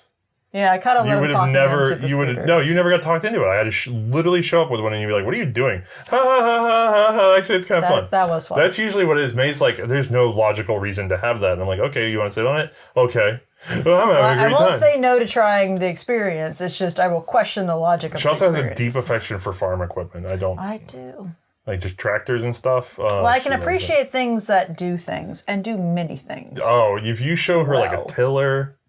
like those, what do they call the things that have the little, it looks like a big chainsaw and digs trenches? Like, you would love one of those. I don't know what you're talking about. If it's like a complicated power tool thing, she probably likes it. That's true. They have good use and they're practical. Whatever. You like the impractical ones too. Well, yeah, some of the ones that are just like, that's gonna screw that tree up. Anyway, and what's your favorite weapon to fight out of all of them? What's your favorite weapon to fight out of all of them? Yeah. I checked this. This is the actual sentence. Okay. So what is your favorite weapon to fight out of all of them? Okay. So you're going to... What kind of fight? Am I fighting with the weapon or am I fighting the weapon?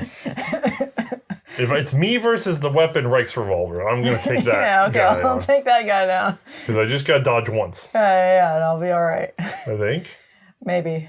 If it's to fight with... is it going to be a handgun or are we what's the context? I don't know what we're fighting. What time of... Am I fighting the weapon, and what am I fighting the weapon with? If I'm using the weapon to fight, who am I fighting with the weapon? This is all very important context. Yeah, very important context. I don't know. Please stop. I think I can just pick 1911 and I just win. 1911, the only gun. Yeah. There we go. There we go. Oh, wait. No, we're still good. Okay. When you have been looking you keep skipping words. When you have been looking at all the over 100... Hold on. No. Let's read this word. What's this word?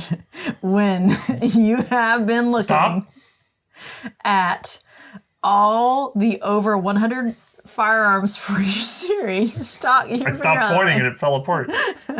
What gun has the most kinesthetic joy? So I need my answer instantly. I know my answer. What's yours? But you're not going to agree with me on this. Okay. The Lancaster. I love the sound of those rounds bloop, bloop, loading bloop. into the bloop, bloop. But it doesn't do anything. There's a lot of kinesthetic joy about that. Peabody. Two barrel, 4 barrel. Ferndale. 2 barrel or 4 barrel. What? Oh, 4 barrel. It has a better bloop sound. It has a better bloop sound, but you don't get the cocking trigger, which is all clicky clacky. I don't like the cocking trigger. It's okay. I like the cocking trigger. Blooping isn't kinesthetic then. Blooping is a sound. Blooping is kinesthetic. It's not. There's a feel in the sound that goes to your satisfaction of dropping it, and it goes whoop. Absolutely not. Kinesthetic joy is the clicky clack of the lock. No, kinesthetic joy can be anything you're doing with the gun. No, that's not true at all. With the operation of the gun. I am loading the gun. That is an operation I'm doing with the gun. Therefore, I would argue that is a kinesthetic moment. And then you said Peabody and Verndl. Yes. It's interesting that those stood out. Well, they've got Verndl, a lot of clack sounds to it. Verndl, I love it. The thing I like about the Verndl, like the really tickly part of the Verndl, is when you flip it open calmly, but then you have to over travel it to eject. So you just sort of flick it open and you go boop, and you just hit it with your fist, and it just goes boop. Yeah, that's fun. Yeah, it's different. Swiss 78.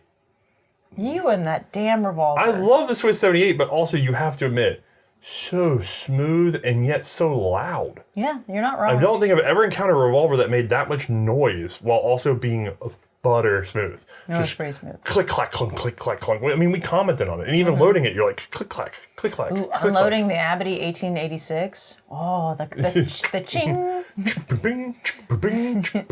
Yeah, that was great. Yeah, the Swiss, oh man, the Swiss 78, even just like rolling over the Warnet style ejector where it like clicks into place and it clicks back and it clips forward. I know, you love the clicks. Oh my God, so many clicks. So many It's like clicks. playing with a pen. Yeah. All right, what else I you kind got? of like the Remington rolling block too for that. Oh, yeah. I think that's when we started on that. Yeah, I think so too.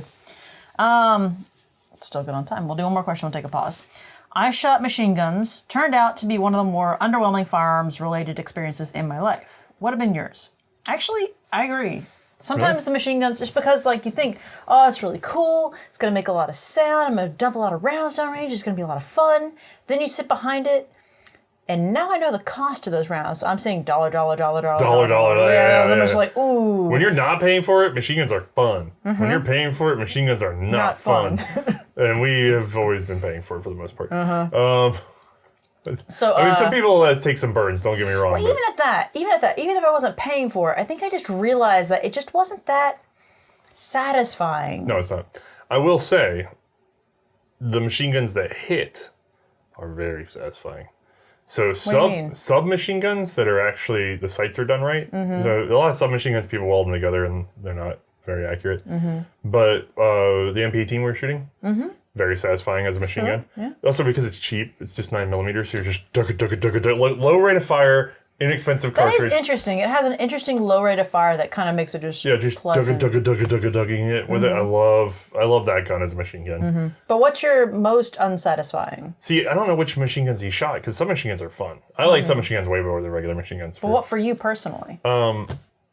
Wait, which one was the most? He asked. What the underwhelming? Yeah, what was underwhelming? I was telling you about the experience in whelming your life? Okay. Lewis gun because you can literally see it hitting.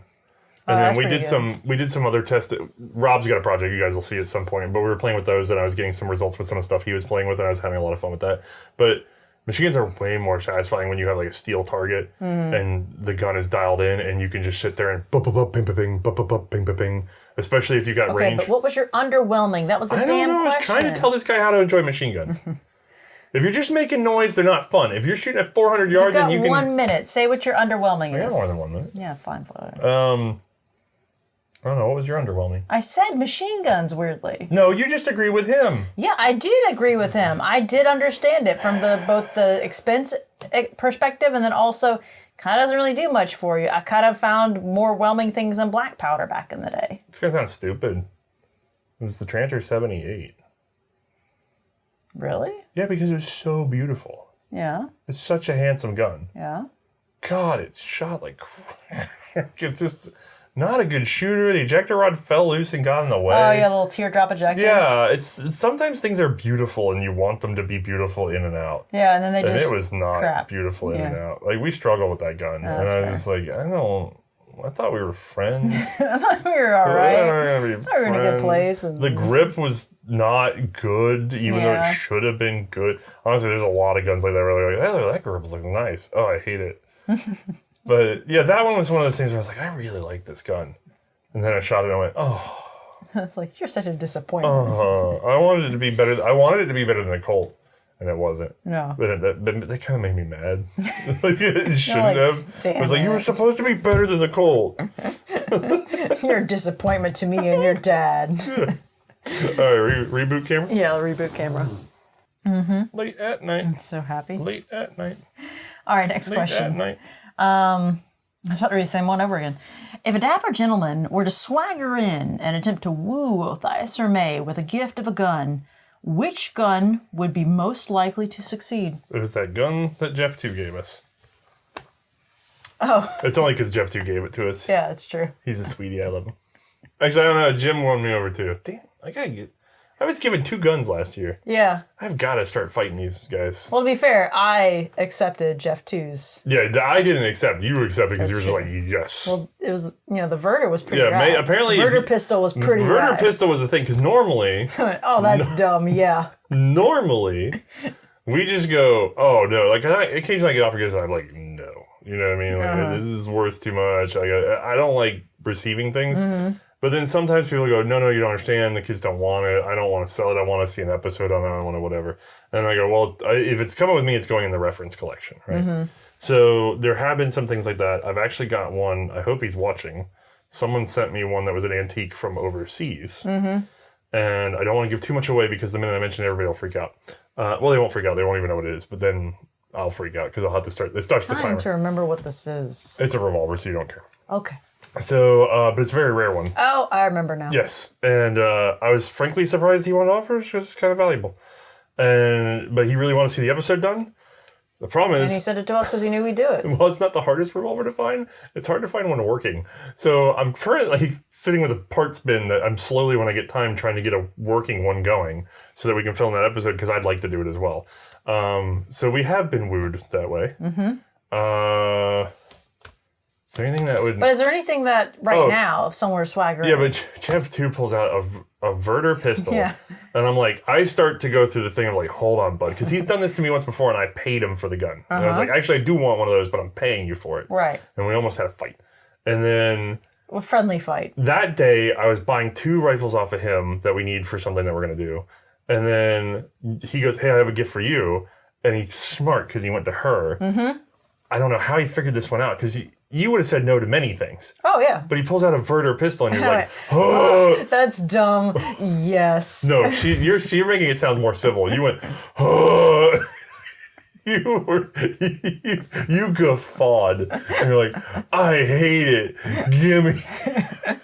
And you were like, May, what are you doing? I was like, she up and down bitch a fit about all these revolvers, and this is the most contrived single shot anything. It's amazing. It's beautiful. I've seen one before because our buddy Tom has one, and the moment I saw his, I went, that's dumb and stupid. I don't know where you got that. So now I have a Verter rifle on loan because we're going to do the Verter episode. Yeah, it's going to be Except for it doesn't have its Omega spring, if anybody knows Verter rifles. So if anybody's good at making Verter Omega springs out there, please let me know so that I can skip the line on this process. But I could use a Verter Omega spring. I'm sorry. Let me just look at this resume, sir. Oh, I see you make Verter Omega springs. Oh, yes. Clearly we were searching There for were other guys who have had this problem because they break. And I guarantee you somebody's got 1 or 2 tucked away from making their own. And if that person happens to hear this, please, I will buy it from you so I don't have to do this because otherwise that person would have to be a dedicated person of the show because this is how many hours in? We're a little over halfway through. I'm going to have to make a mandrel and like form it. I mean, I can do it, but I just don't want to. I want to go outside. Yeah, I know. All right. Of all the Danish service revolvers, which one would you choose? I want to point out this is a question from our buddy Rune. Who is our Danish... Rune is someone who was on our Discord. We also, by the way, have a public Discord. It's not hidden by Patreon levels. Yep. You just go bottom of the C&Rsenal website or oldgunshow.com and click the Discord icon. If you can't figure it out from there, try again. This chair is not good for my Really? Try having more ass. I'll get right on. I got Hank Hill, but... So, Poor Hank. Poor bad Hank. That's such a good episode. Rune is our friend from Denmark who got in touch with me through the Discord trying to get some stuff done for Danish revolver research. And then I love him because he basically goes to the, I believe it's the Army Archives. Correct me, Rune. He goes to the military archives and is just like, hey, I have some questions about something. And they're like, nobody's asked that. Come on in. And then they're just like, here's the room full of papers. And he's like, okay. It's good. And he starts pulling great stuff. So he sends it to me. And then I have a researcher curator's private group set up. So if you are an author style researcher, like if you are actually doing primary source research or you're a curator of a very large collection, like the Royal Armories or something like that, reach out to me. I'm not trying to be mean to people, but it is very much like this is what people do for a living kind of thing. But he's one of the guys that ended up with being like one of the exceptions because he was turning up so much good data. I was like, I have to add you to this group because I know 5 people that want this data. So I was like, if you're willing to just go in there and search for other people's stuff, by all means. So I just put him in the group and everybody's like, do they have this? Do they have that? Poor guy. He's just like, now they know me. Like, I just wanted, he's become something of an archive researcher by accident, just by being the first guy to show up and be like, I have a question. Meanwhile, you're like, here's this guy. Yeah. He's just like, crap. Life is funny like that. But anyway, so now he's asking me about the revolvers. This is a question for you, really. It is, because you don't know any of them. I know more information about revolvers than I've ever known in my life. Denmark adopted a number of... I have an obsession with the Danish revolvers because they adopted a number of off-the-shelf commercial options that were actually very smart for the time periods they were adopted in. And if you really wanted to look at a revolver history, looking at the Danish revolvers isn't a bad way of doing that, but you kind of have to add some to the either end, you know? Mm-hmm. But I will say I have a Danish Laveau that was the first Danish one I found.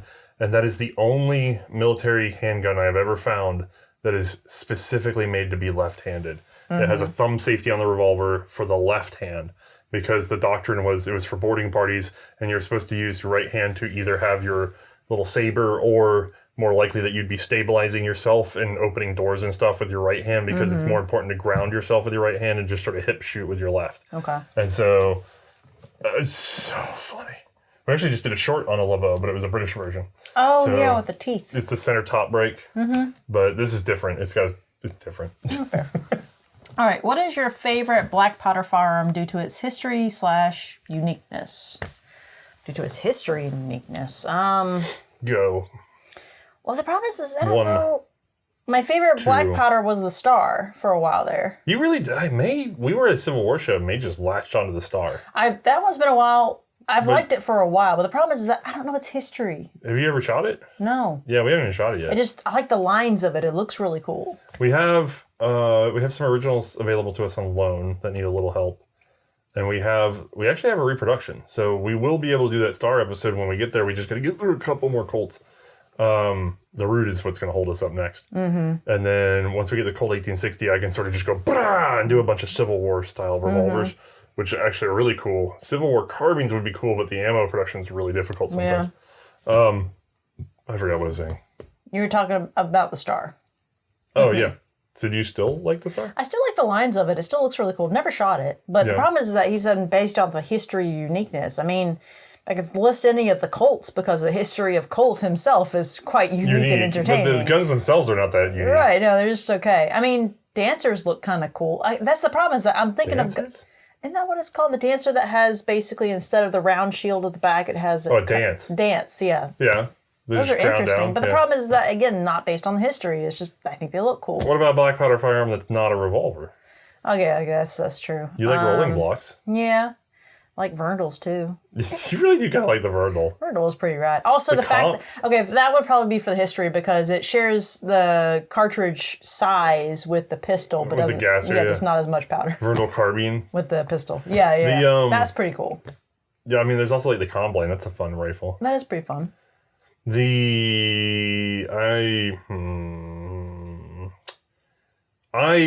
thinking about mine, the first thing that comes to my mind, it's probably because I've been working on one more recently, was the Savage 1861 ring cocker. But it has like the worst. That is interesting. It has like the weird worst grip. And it's just actually, there's something on my mind because I got a text from Danny at the Cody Firearms Museum about this. And he was asking me like, do you think it's a double action or a single action? And I told him it's a single action, and he said, oh, good, I was hoping you'd say that. And I went, I don't know what's going on, but okay. And then I thought about it for a second. I went, actually, it's even weirder than that, because that Savage pistol, it's the ring cocking, middle finger ring cocking. Yeah. That Savage pistol, it has a hammer and sear that's like, well, not sear, it's hammer and trigger direct sear engagement, right? But neither one has a hand attached.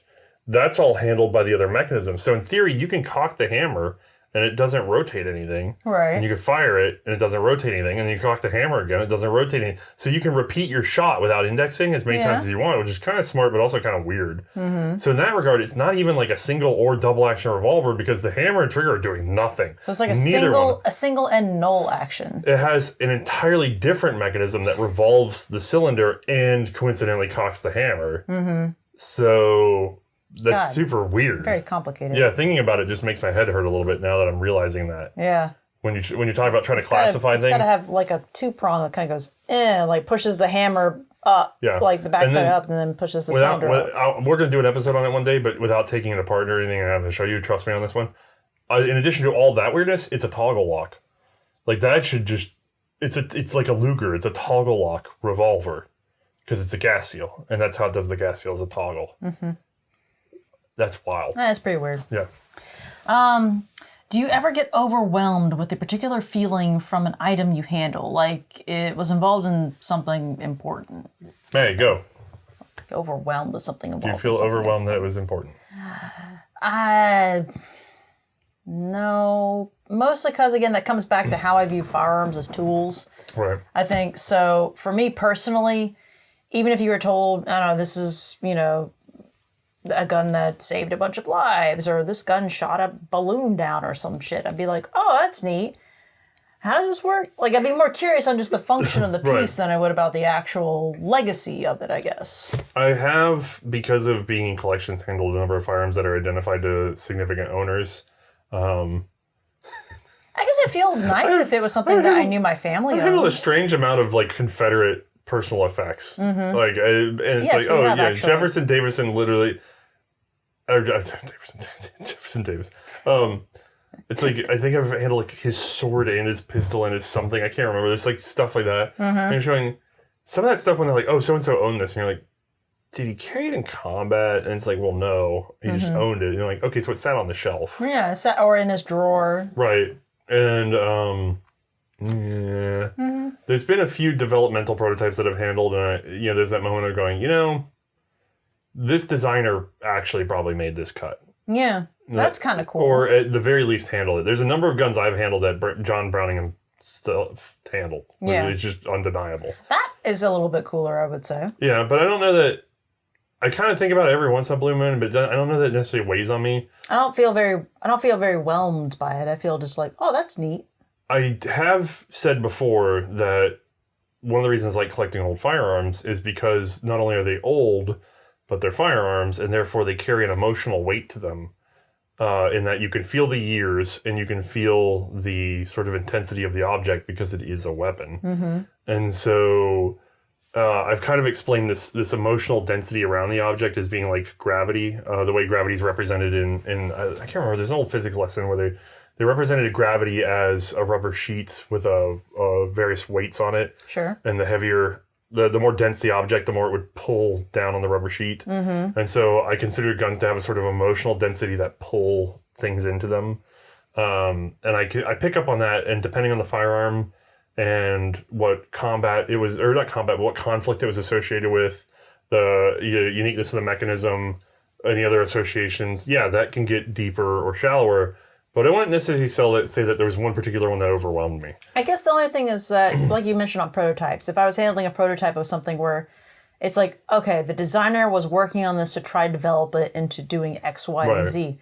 That's kind of cool because you're basically getting to see a stepping stone to what became whatever it was. You are kind of physically handling part of somebody else's imagination. So that kind of puts me into history a little bit, which I kind of like that. So but were you overwhelmed, or no, I just like, oh, that's really cool. I just sold you on it now, right? Yeah. So normally she's like, how do I fit this in the light box?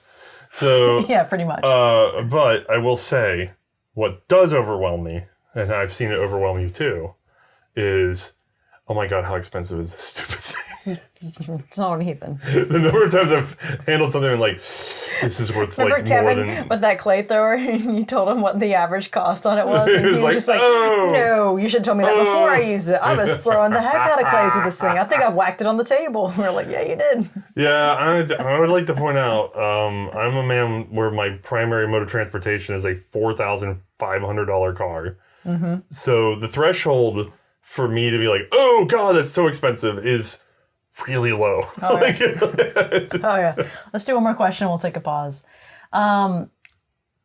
What's the deal with the Fidel Castro hat? I got it on my head. That's true.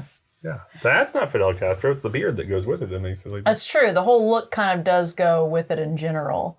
But those were your favorite hats back in the day. You found them at Gorham Brothers? They looked okay and they were sort of vaguely military looking. Yeah. And when we did it wasn't a baseball cap. And when we did I wanted something that wasn't a baseball cap, and I wanted to cover my head because, quite frankly, that we were filming before, it would take... He has good hair, by the way. It's hat hair right now. Yeah, but like your hair's thick. Everybody's always surprised by my hair, and yet it's been on camera multiple times. Yeah. So he actually... It's a little long right now. Actually, I need a haircut. He doesn't have a problem with hair. He's fine there. It's very soft.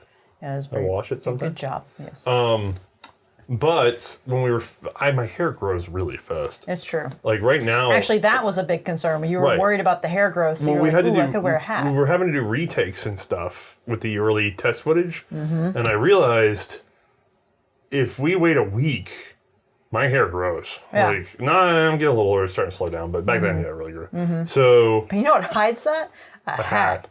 So That's why what was the episode that Eric was in where he cut his hair in the middle of takes and they had to be like, why'd you cut your hair? No, that show didn't exist. We're not allowed to talk about that show. Oh, okay. But we do know somebody that was on a TV show that he doesn't want to remember.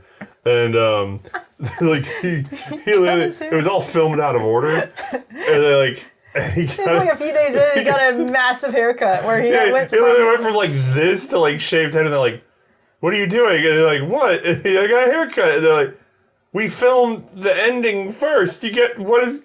So they put a hat on him and like had fake hair. Like a hat with like fake hair under it, so it would look sort of right. Oh my god, so funny. He had the hat. It was when he cut his hair. So it's really continuity protection. Yeah. And when we film, I actually, whatever outfit I'm wearing, I take it off and just like set it on this table. He doesn't get to wear it until the next film I actually session. leave the studio shirtless most of the time. I actually just like, once it's done, it's like, stop recording. Clothes on. Because I don't want to get spaghetti. Walks away. Now the pants, he's fine because you don't see the pants. I'm actually wearing pants today. It's That's true. a good sign. Sometimes, usually he's not. Usually it's like shorts. The lights can get hot. Yeah. He'll wear like alligator shorts. Yeah. Literally. All right, let's take a pause with the cameras. Okay. The hat's also kind of handy because I get zits like right in my hairline. It might be from the hat. Sometimes it is from the hat, but generally I think it's because I ride motorcycles and stuff, so helmet tends to do it to me too. Yeah. And like I have to be careful. I'll grease up. I don't use conditioner because like I'll just I get oily if I use conditioner. I just shampoo it and it oils itself. Doesn't get knots. I'm a greasy boy. All right. Let's see. Who or what got you guys into firearms and older firearms? Go. Well, actually, in my family, it was kind of normal. Always a tool. So it was a tool. So age of 5, taught at least how to use a shotgun. But you weren't into them. How did you get into them? Well, I mean, I did some hunting with my father when I was younger, and then I didn't really get into them until college when I met you. Right. And you had a few World War II rifles sitting around. And I was like, I mean, I could get into this, and then kind of just had some fun with them. We'd occasionally go to the range or whatever, the outdoor range. Yeah, man, I would shoot together. Yeah, and then eventually just kind of spiraled from there, like a snowball avalanche. Really, you weren't. I don't think you were all that. Snowball I don't know that you were into it until we were already making the show. No, probably not. And then you had to start thinking about them. Yeah, and it basically forced me to think more, detailed on them. I also remember, what was it? When you started doing editing for the show, you can actually see it in the show. May goes from being okay at knowing the firearms, but she's really just not great. Okay. But she's just demonstrating them, and that's really her job. And she gives an impression at the end, but it wasn't the best. I couldn't talk so good. Right. And then talk okay now. When you started editing, all of a sudden your knowledge jumped up. Mm-hmm. And then I remember we started, because of the editing, you would have to go through and pull firearms from our list of images or look up firearms for a list of images. Mm-hmm. And when you looked them up, you'd have to make sure it was the correct one. Right, because they're all variances. We have partnerships, Rock Island and... Morpheus. Yeah, but more College Hill Arsenal. Like they agreed to let us use their images and things. We trim them up and cite them and everything. Which we negotiated ahead of time. Always negotiate that stuff ahead of time. Yes. My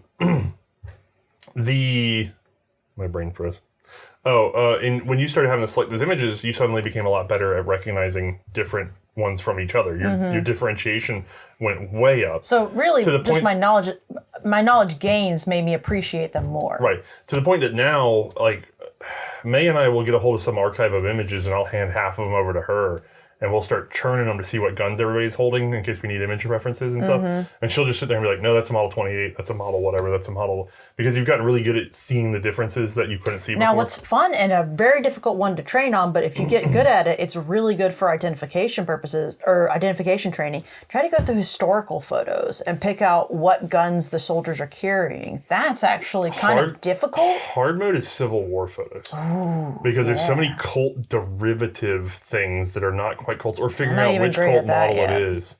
That's hard. There's some weird Civil War revolvers that are tucked into belts. Excellent training for identification. Yeah, to actually get it right. You think you're right, but are you really right? You know, can you get the caliber right? Anyway, what was I saying? Yeah. What was your mine? who or what? I was working at a job, and I went That's out. the story.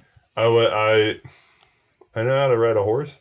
So a buddy at work, actually they're married now, but they were dating, and she had a land out in the country, and actually I knew her through her family a little bit too, which we found out later. Condense. I'm sorry. Well, we went out to the country, and there's a group of us, 20-somethings, that were hanging out.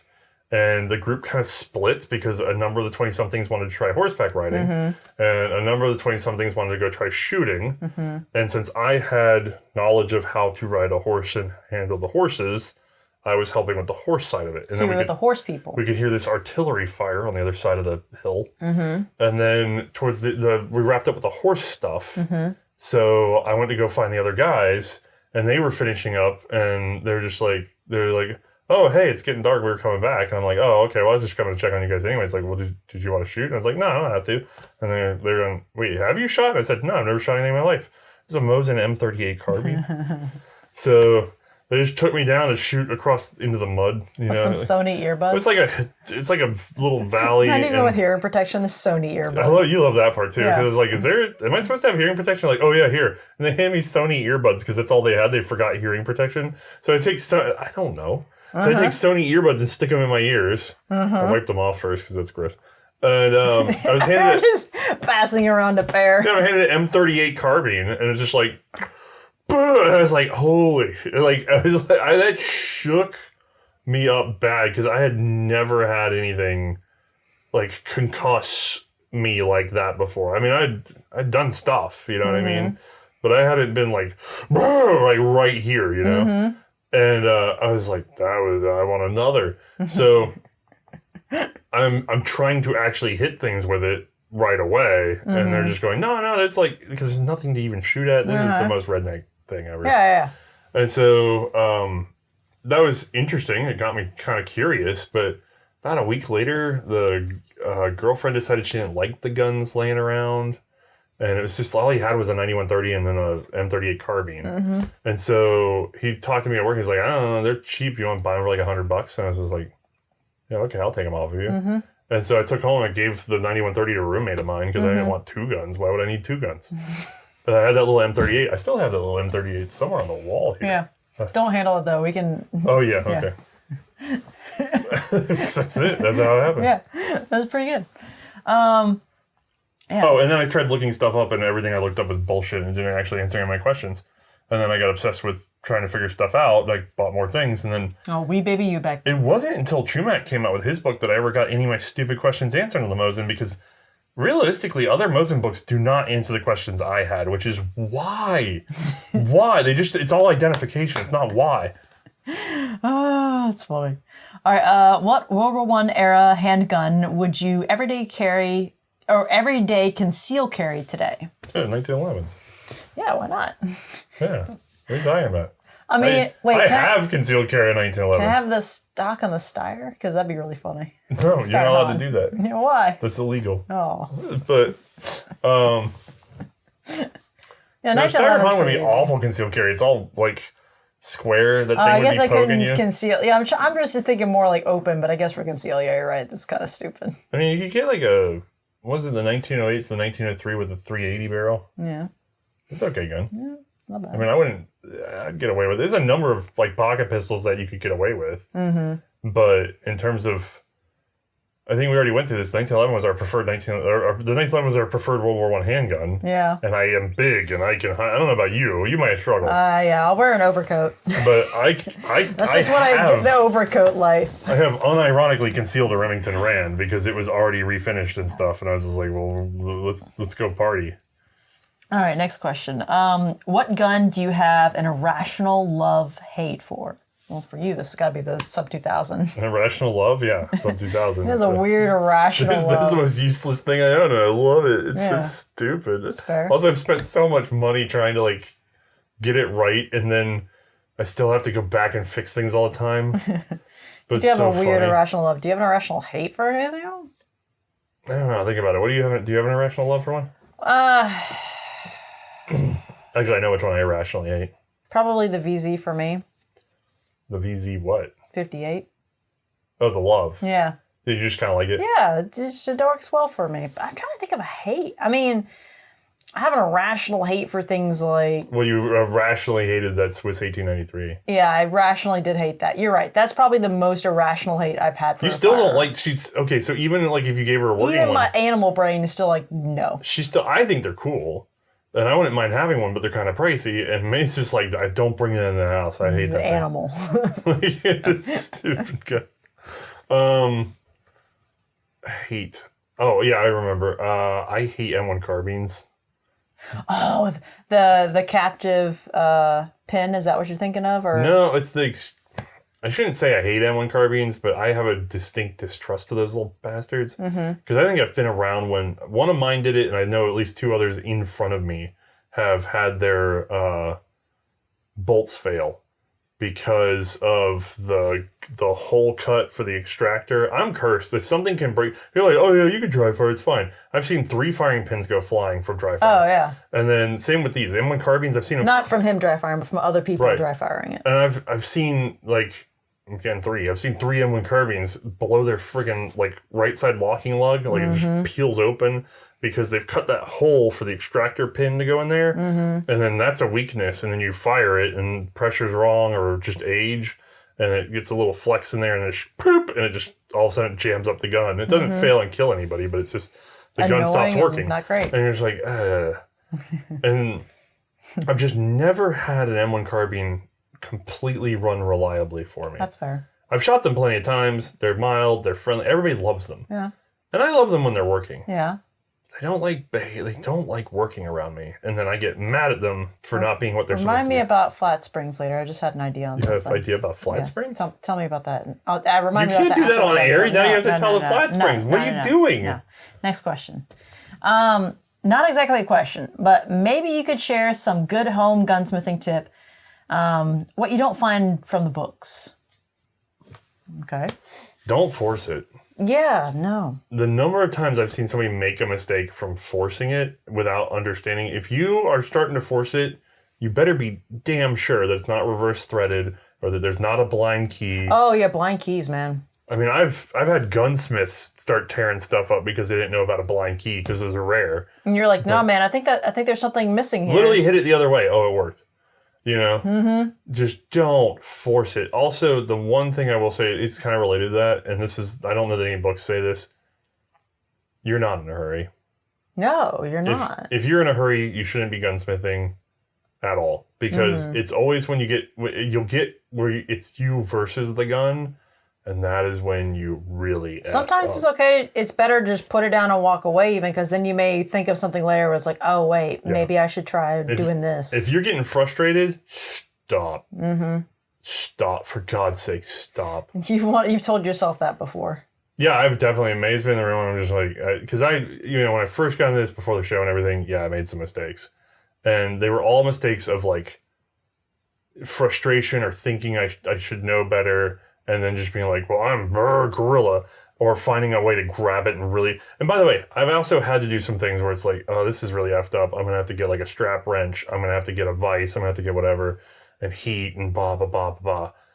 And it worked, because I knew what I was doing. But there's plenty of other times, unfortunately, I made mistakes when I was younger because I just got angry at it and wanted to get it done, or I was tired, or I was whatever, and I had to work the next day, but I really wanted to get it done that night.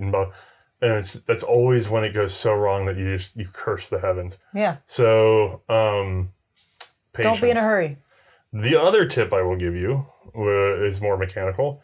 Is you can use canned air as a refrigerant. You can. A lot of people say, when something's stuck, you'll hit it with some heat, not glowing red hot heat. Don't change the temper of the metal.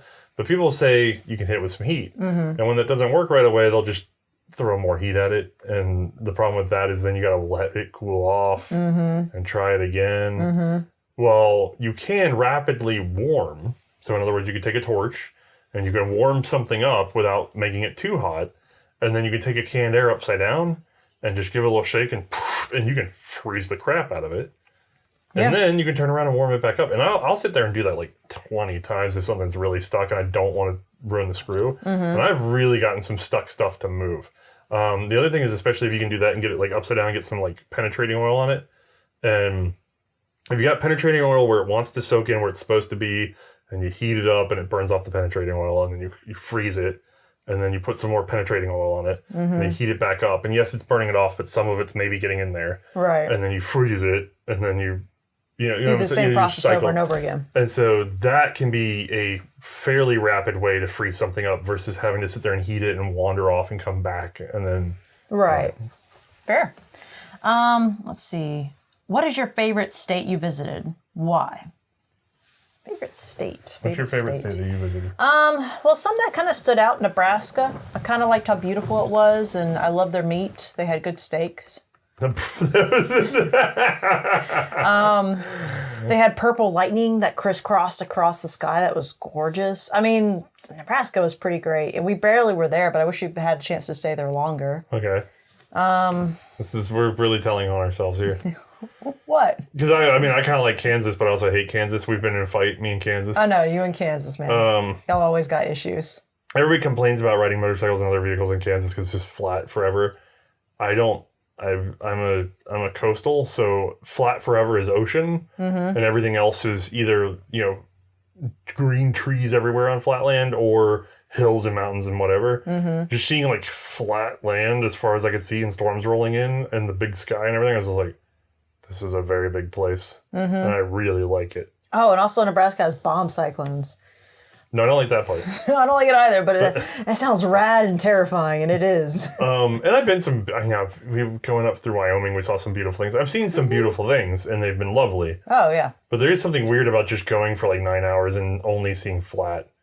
I don't know why, but the scale is just wild. I feel like my perception of time would be really off with that. If I drove for 9 hours in the mountains and only saw mountains for 9 hours, I'd be like, wow, that's a lot of mountains. Mm-hmm. But God, driving on flat for 9 hours. It seems like almost like water torture. I remember there's a cowboy. There's a cowboy program I listened to. It wasn't Handgun Will Travel, I think. It was, I don't forget. Okay. But it was a cowboy radio thing. And the plot involved, there was a kidnapping. They got the girl back, but they left the two guys that were the kidnappers out on the prairie. Yeah. And then they're like, don't you want to go out and get them? He's like, well, they're watered up, they're fed, and they have their guns with them. So I don't want to mess with them at all. We got away. We have their horses. Yeah, they're stuck. They have no horses. They're in the prairie. And it's just like, we'll wait like 5 days and head out, and they will be happy to surrender to us. They won't dare shoot at us. Mm-hmm. And I was like, wow, that's pretty wild. I guess it's... And then sure enough, they wandered out. They were like, oh, God, please save us. Thank you for coming. And I was get up. And I'm like, yeah, I guess I understand that. But then when you drive 9 hours on flat... there's farmland now, but, you can understand what it was.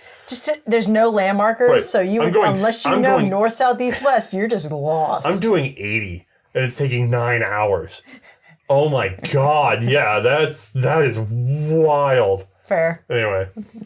Let's take a pause. But no, that's not my favorite place. Oh, what's your favorite? You got like 2 minutes. I would say Kansas is super cool. Uh-huh. They've been nice to me. Kentucky's been... Actually, Kentucky... Kansas? You just said Kansas. No, Kansas. I'm sorry, not Kansas. Kentucky. I want to say Kentucky. It's too late tonight. Kentucky was pretty Kentucky's good. Always been really nice to me, and I've had a good time, and they drive better than most people. They really do. I hate to say it, though. Number one best place to visit is technically not visiting. I hadn't been in Florida for quite a long time. Oh, and then I got dragged down to Florida, and I went down there, and I was like, this is a chaotic, psych ward. This state is completely insane. I make a joke. I always say it's America's PvP zone. Oh, 24-hour Cuban restaurants. Yeah, that's pretty good. It's America's PvP zone. but that's where I spent my elementary school years, you know what I mean? And I got back in there and I went, what is this vibe? And then it's like, oh my God, I'm one of the crazy people because I love chaos. And I went, I'm so comfortable. Like, I'm home. And Suze was with me. You weren't even with me. No. Suze was with me. And Suze is just like, after like 2 days in Florida, she goes, I understand so much more about the way you are. And I said, what are you talking about? She's like, and she starts explaining insane shit she saw that day. And I was like, it didn't even register. I'm just in it. It's like, so I think I still like Florida. I don't know if I want to live there, but boy, is it fun. All right, let's take a pause for the cameras. Okay, have you considered devoting an episode on the military aid firearms used by Korean rebels during the span of World War I? That is very specific. I didn't even know what they were using. Were they using Mausers? I don't know. There was a sort of Korean revolt going on, but I'm not up to date. By all means, send me the reading material on it, but I'm not up to date on that. Fair. No current plans, though. When comparing two handguns, why don't you leave both of them right side up for the camera? Because they fit better. Oh, yeah, they just fit better. If you put them both right side up, it takes up more space, and then the camera has to be back further away to see what we're doing. I think for some people it's disorienting because they're like, oh, well, I can't really compare them if they're not facing the same direction. But then they end up further apart. So if you have them the same direction, you have to compare this part way down here to this part. But if you have it like this, they're just diagonal in the frame, and they fill the frame. I don't disagree. I'm just thinking from their perspective, weirdly. We've had like 2 people upset about the flipping, the orientation of things.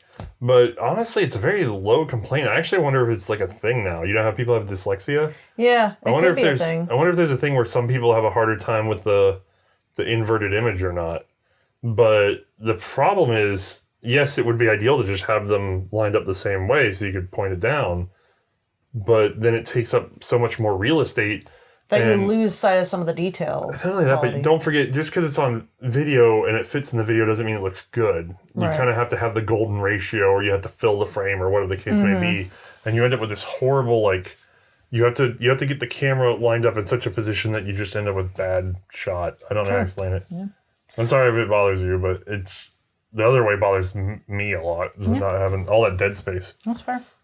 How has your continued research in the revolver rabbit hole changed how you research for non-revolvers? So, how is your digging done for transferring to other diggings? I'm slightly less trustful, like I'm more distrustful of claims in some ways. Like people sort of... Comparative claims necessarily? No, it's not that. The only thing, really, it didn't change anything because it's all the same archival digging and everything. I do have more efficiencies in terms of certain patent offices that I didn't have before because now I have contacts with those patent offices. So sometimes when I find something that's not a revolver, but it's in France or Belgium, I can just go, hey, can you grab this while you're there? Right. So there's that, but Fair. The big one is a lot of sources will say, oh, this is the whatever system, but they're only looking one step back. And it turns out that system goes 4 steps back. Right. And so there is a little bit of me being like, hold on, what did that gun base it off of? Fair. But that's not that common either. It's usually fairly well understood when it's not revolvers, because revolvers are the most misunderstood firearm, as we covered earlier. Sure. Now, this next gentleman actually asked 4 questions, 3 of them in separate comments, so I just picked the first question. Yeah, you only get one. When researching a gun, where do you require, I assume he meant acquire, primary resources? What does the search look like? Depends on the gun. The best sources you can get are if the original inventor left behind any notes, or if someone close to him or the company left behind any notes about what they were going for and how they did it. That's always great. If it's talking about issue or numbers made, you have contract, like literal copies of the contracts that you can. If you can't get a hold of them, because it's actually kind of rare to get a hold of contracts themselves, obviously, but scans of them tend to turn up in books that people have written, but they actually have the scan, cite the scan for you. That is much more solid than just their word for it. Sure. The other thing that you're looking for could be period accounts of the utilization of that firearm. Good resources for that would be books.google, Hothy Trust. The French BNF tends to have a lot of stuff. There's a few Scandinavian museums that have a lot of stuff on archive. It's basically whatever archive I can get a hold of and try keywording in that language to see if I can pull something up. Sure.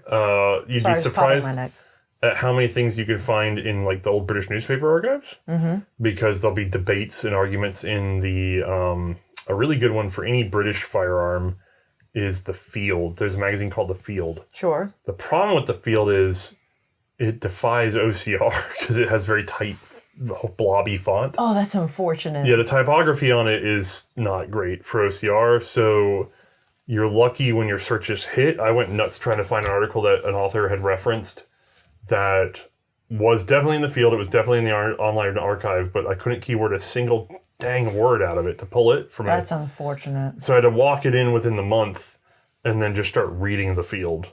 And that took a good 2 hours of just trying to get through everything and be like, there's the article. So unfortunately, there's a lot of stuff missing that's not, it's scanned, but it's not necessarily readable by machine. Right. So you can go through period newspapers, scientific articles. You'd be amazed at how much stuff that was supposed to be secret is just being published in artillery reviews. If you look up the word like artillery review in the words artillery and review in various languages, you will find all sorts of cool stuff. Yeah. I hope that helps. I can keep going, but basically it's ad hoc to whatever you're doing. True. I know commercial guns are hard to research due to the lack of accessibility or existence. Accessible preferences, sorry. But it would be interesting to try and do history of the evolving derivatives of the 1917 Enfield after World War I that eventually morphed into the classic hunting rifle like the Winchester Model 70. Yeah, we're about to see this issue because we're going to start trying to do some of the shotguns as primers. Yes. The problem with getting enough mass on a commercial gun is it's often...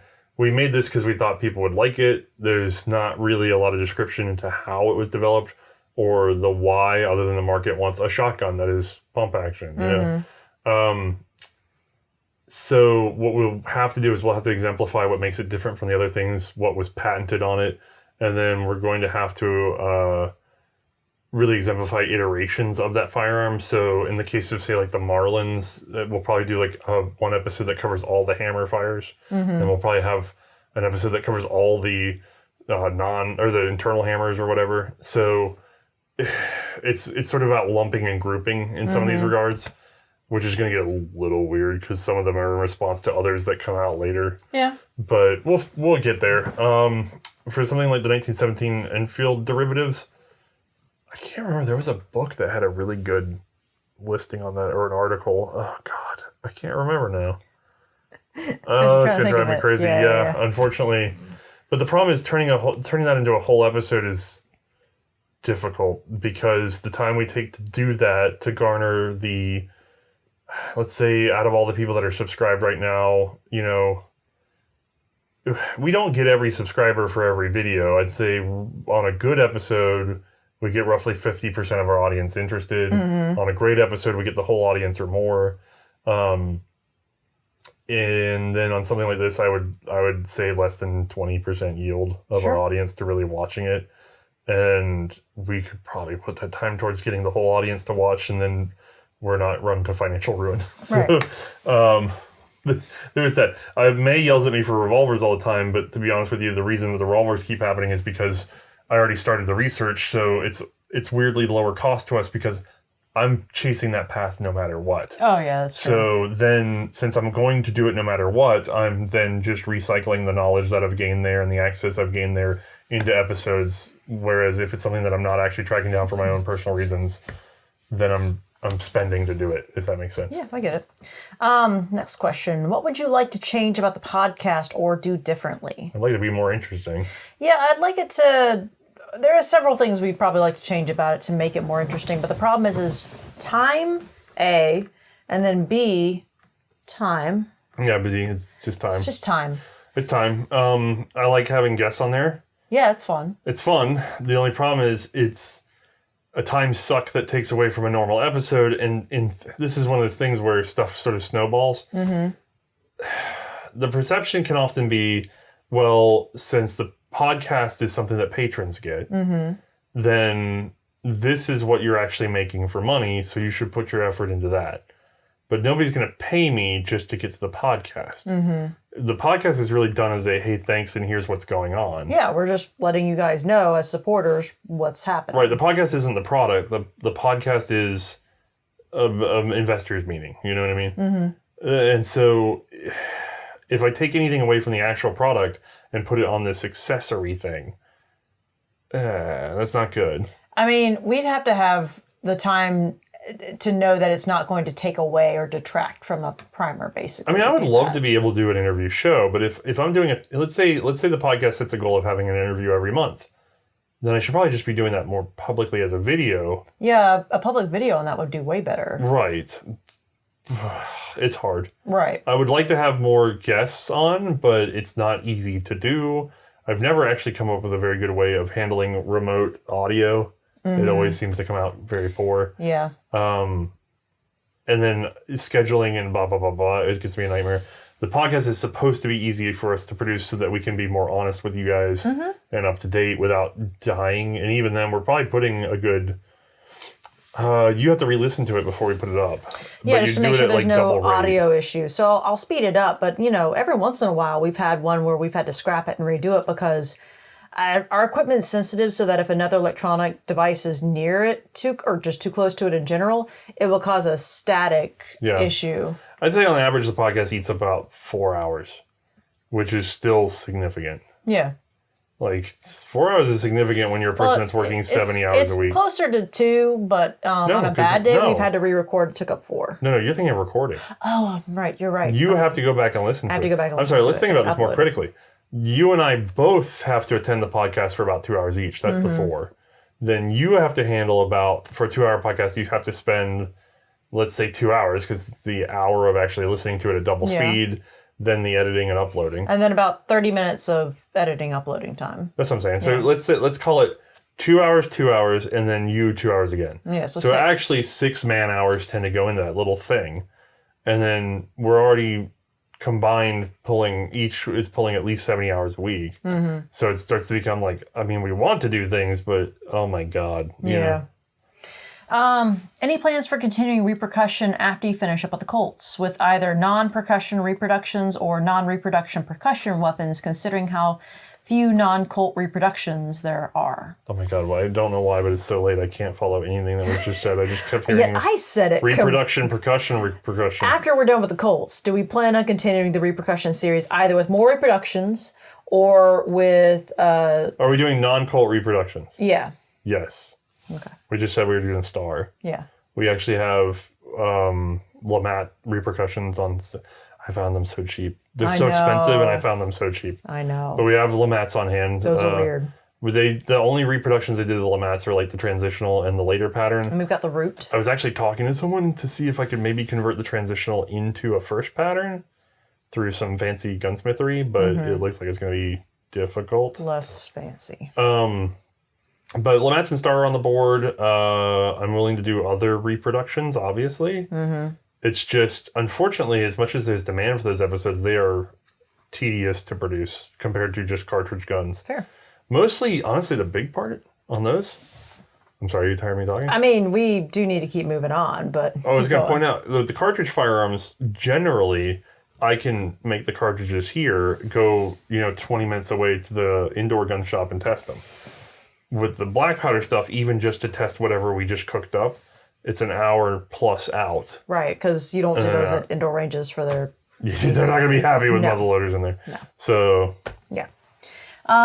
Would you ever look at doing a small series of primer-type episodes looking at the histories of different arms manufacturers or national armories? I would love to. A lot of time involved in that, though. That's the thing, is it's the same problem of sacrificing a episode. Mm-hmm. Which, don't get me wrong, there is potential demand for that. However, not really where our focus has been in terms of research collecting. Oh. So it'd be like almost like starting up a new series entirely.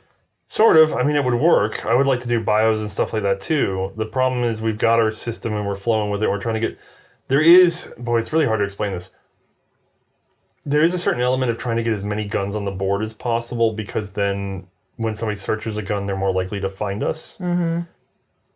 And don't know that we're going to do well going just on... Now, with inventors, we could probably get away with it. But just on the manufacturers, I don't know how many people are Googling it that way. And also, a lot of them are still keyworded, like FN. If anybody looks up anything about FN, they're going to be SEO to the max. Yeah. So that we don't turn up and they do. So there is some business savvy there. This is one of those things that I've thought about, and I really wish we had the capacity to bring on someone else. But we just never hit those financial goals. If we could bring on someone else, then I could have sort of like you remember the Mythbusters B team, you know? Yeah. I'd love to do that, like have a B team where it's not even you and me. No. It's just like a guy or two or whoever, and they just run down some of these topics and produce these like 20-minute, 30-minute episodes. Yeah. Oh, I'd love to have something like that. That'd be great. I'd love to work with that. Yeah. Let's do one more and we'll take a pause. When will you do the Browning high power video? Whenever I'm ready to do the Browning high power. I guess whenever. Maybe I'll do another question after this. We got to the 1911. I feel like the high power is how do I put this? It needs more context. So we really probably need to see a VS-35 before we see a Browning high power. I think. I mean, I know they're the same general year, but fair. Yeah. Also, I'm going to have to collect all the Browning high powers together that I need to do that episode properly. That's true. Let's take a pause for the cameras. Okay.